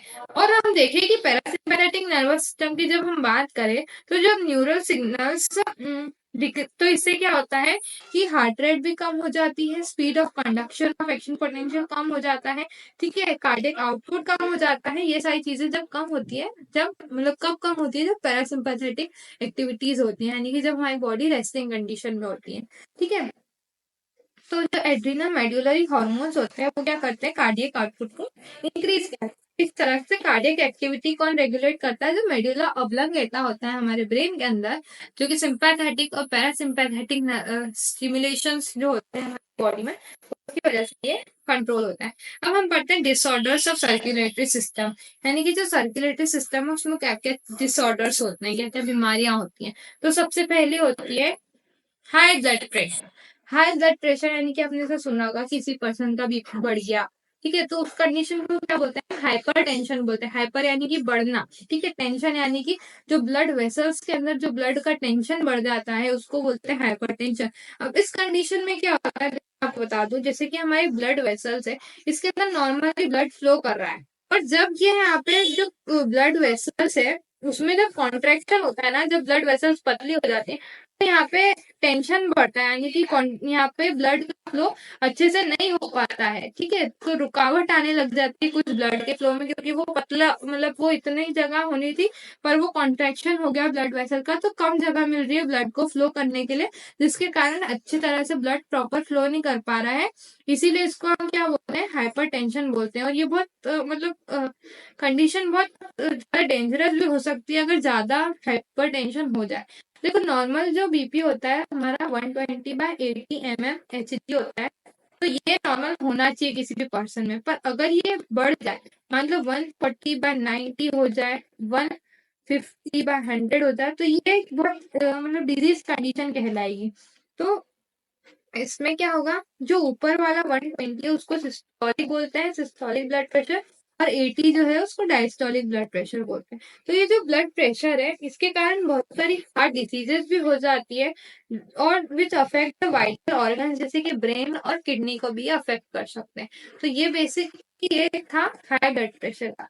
अब ये हाई ब्लड प्रेशर को ट्रीट करने के लिए जो दवाइयां दी जाती है उसको बोलते हैं एंटी हाइपरटेंसिव एजेंट्स, जिसके कारण हम जो ब्लड प्रेशर बढ़ रहा है उसको नॉर्मल कंडीशन में लेके आते हैं। अब नेक्स्ट पढ़ते हैं कोरोनरी आर्टरी डिजीजेस, जिसको हम CAD बोलते हैं। कोरोनरी यानी कि जो मतलब देखो, मैं आपको आर्टरी यानी आर्टरी तो आपको पता ही है। तो देखो इसमें क्या होता है, ऑफन इस कोरोनरी आर्टरी डिजीजेस को हम एथेरोस्क्लेरोसिस भी बोलते हैं। ये भी थोड़ा हाइपरटेंशन का ही जैसा होता है, बट इसमें क्या डिफरेंट होता है कि जैसे कि हमारे ये ब्लड वेसल है, देखो ये हमारी ब्लड वेसल है, ठीक है, यहाँ पे नॉर्मली ब्लड फ्लो कर रहा है, ठीक है, बट यहाँ पे क्या हुआ, यहाँ पे ये प्लेग का फॉर्मेशन हो गया। ये क्या है, प्लेग। जब हम बहुत ज्यादा ऑयली फूड, फैटी सब्सटेंस खाते हैं ना, तो कोलेस्ट्रॉल बढ़ जाता है। कोलेस्ट्रॉल बढ़ जाता है तो यहाँ पे क्या हो जाता है, प्लेग। प्लेग या फिर एथरोमा बोलते हैं इसको, ठीक है, एथरोमा का फॉर्मेशन हो जाता है, जिसके कारण ये ब्लड जो है यहाँ से अच्छे से फ्लो नहीं कर पाता है। तो इस कंडीशन में क्या होगा, ब्लड तो अच्छे से यहाँ पे फ्लो नहीं कर पाएगा, तो वो हार्ट तक अच्छे से ब्लड सप्लाई नहीं हो पाएगा, जिसके कारण हार्ट बीट, मतलब हार्ट प्रॉपरली पूरी बॉडी तक ब्लड नहीं पहुंचा पाएगा, ऑक्सीजन की कमी होने लग जाएगी बॉडी के अंदर। तो इस कंडीशन को क्या बोलते हैं, हम एथेरोस्क्लेरोसिस बोलते हैं। ये एक डिजीज की कंडीशन होती है, बहुत ही खतरनाक, जिसमें क्या होता है, ब्लड सप्लाई, मतलब जो ब्लड का सप्लाई वो हार्ट तक नहीं हो पाता है। क्यों नहीं हो पाता है, क्योंकि यहाँ पे कैल्शियम, फैट, कोलेस्ट्रॉल या फिर फाइब्रस टिश्यूज का क्या हो जाता है, एक्यूमुलेशन हो जाता है, ठीक है, which makes the lumen of artery narrower. देखो ये पतली हो गई ना यहाँ पे ये आर्टरी, जिसके कारण ब्लड का फ्लो नहीं हो पाया, जिसके कारण हमको ये वाली डिजीज हो गई, ठीक है, और ये बहुत ही जानलेवा भी हो सकती है ये। अब एंजाइना, एंजाइना का दूसरा नाम क्या होता है, एंजाइना पेक्टोरिस, ठीक है, जिसको हम वो हार्ट अटैक भी बोलते हैं कॉमन लैंग्वेज में। इसमें क्या होता है, एक्यूट चेस्ट पेन, यानी कि हमारा जो चेस्ट वाला रीजन है उसमें बहुत ज्यादा तेज पेन होने लग जाता है, ठीक है। क्यों होता है, क्योंकि वो जो हार्ट है, हमारे हार्ट तक जो प्रॉपर ऑक्सीजन नहीं पहुंच पाती है हार्ट की मसल पर, इसलिए जो है वो चेस्ट पेन होता है, ठीक है। Angina occurs in man and women of any as, कोई सी भी एज के पर्सन को ये एंजाइना पेक्टोरिस हो सकता है। Most commonly among middle age and elderly, middle age और एल्डरली में ज्यादा देखा जाता है। Occurs due to condition that affects the blood flow, ठीक है, ये किसकी वजह से होता है, क्योंकि यहाँ पे ब्लड का फ्लो अच्छे से नहीं हो पा रहा है, इस कारण से एंजाइना पेक्टोरिस होता है, और ये भी बहुत ही जानलेवा बीमारी होती है। अब हार्ट फेलियर, हार्ट फेलियर जो है एक ऐसी स्टेट होती है हार्ट के अंदर जिसमें it is not pumping the blood effectively through enough to meet the needs of the blood, यानी कि ब्लड की पंपिंग जब अच्छे से नहीं हो पाती, blood pump, sorry heart pump नहीं हो पाता अच्छे से, तो उसको हम बोलते हैं हार्ट फेलियर। हार्ट अपना काम नहीं कर पाता अच्छे से, और जो बॉडी की नीड्स है वो उसको फुलफिल नहीं कर पाता है। It is sometimes for congestive heart failure, क्या बोलते हैं, कंजेस्टिव हार्ट फेलियर भी बोलते हैं, क्योंकि इसमें कंजेशन हो जाता है लंग्स का, is one of the main symptom of this disease. Heart failure is not the same as cardiac arrest, ये कार्डियक अरेस्ट यानी कि हार्ट अटैक जैसा नहीं होता है। When the heart stops beating, cardiac arrest में क्या होता है, पूरी तरह से हार्ट बीट करना बंद हो जाता है, ठीक है। कार्डियक और हार्ट अटैक होता है when the heart muscle is suddenly damage और इनएडिक्वेट ब्लड सप्लाई। जब कार्डियक मसल जब वो हो जाती है, डैमेज हो जाती है और ब्लड सप्लाई नहीं हो पाता है, उसको हम बोलते हैं हार्ट अटैक। ठीक है, तो इस तरह से ये हमारी कुछ हार्ट्स की डिजीजेस थी, जिसमें मतलब आप देखें कि एट द एंड हमारा जो तक प्रॉपर ब्लड पहुंचना चाहिए। ठीक है, आर्टरीज और वेन्स में कोई प्लेग का फॉर्मेशन नहीं होना चाहिए, क्योंकि एक हार्ट ही है जो हमारे पूरे बॉडी को ब्लड पहुंचा रहा है। ब्लड नहीं पहुंचेगा तो ऑक्सीजन नहीं पहुंचेगा, ऑक्सीजन न्यूट्रिएंट्स नहीं पहुंचेंगे तो हम जिंदा नहीं रह पाएंगे। इस तरह से जो हमारा हार्ट है वो बहुत ही इंपॉर्टेंट रोल प्ले करता है हमारी बॉडी में। इस पूरे चैप्टर में आपको समझ आ गया होगा कि ब्लड कितना इंपॉर्टेंट होता है, हार्ट कितना इंपॉर्टेंट होता है। तो ये सारी चीजें हमने पढ़ ली। आपको कुछ भी डाउट है इस वीडियो से रिलेटेड तो आप कमेंट कीजिए। अगर आप अभी तक इस वीडियो में बने हुए होंगे तो जरूर आपको बहुत अच्छी लगी होगी वीडियो, आपको समझ आया होगा। तो जल्दी से इस वीडियो को लाइक कर दो। ठीक है, सब्सक्राइब नहीं किया है चैनल को, सब्सक्राइब कर दो। और जरूर एक रिव्यू देके जाना कि आपको मेरा एक्सप्लेनेशन कैसा लगा, और आपको कौन से चैप्टर का वन शॉट चाहिए आप मुझे बताइए, ताकि मैं उसके नोट प्रिपेयर करूं और इसी तरह से आपको वीडियोस प्रोवाइड कर सकूं। आपको अगर हेल्प मिली तो मुझे बहुत दिल से अच्छा लगा। Thank you so much.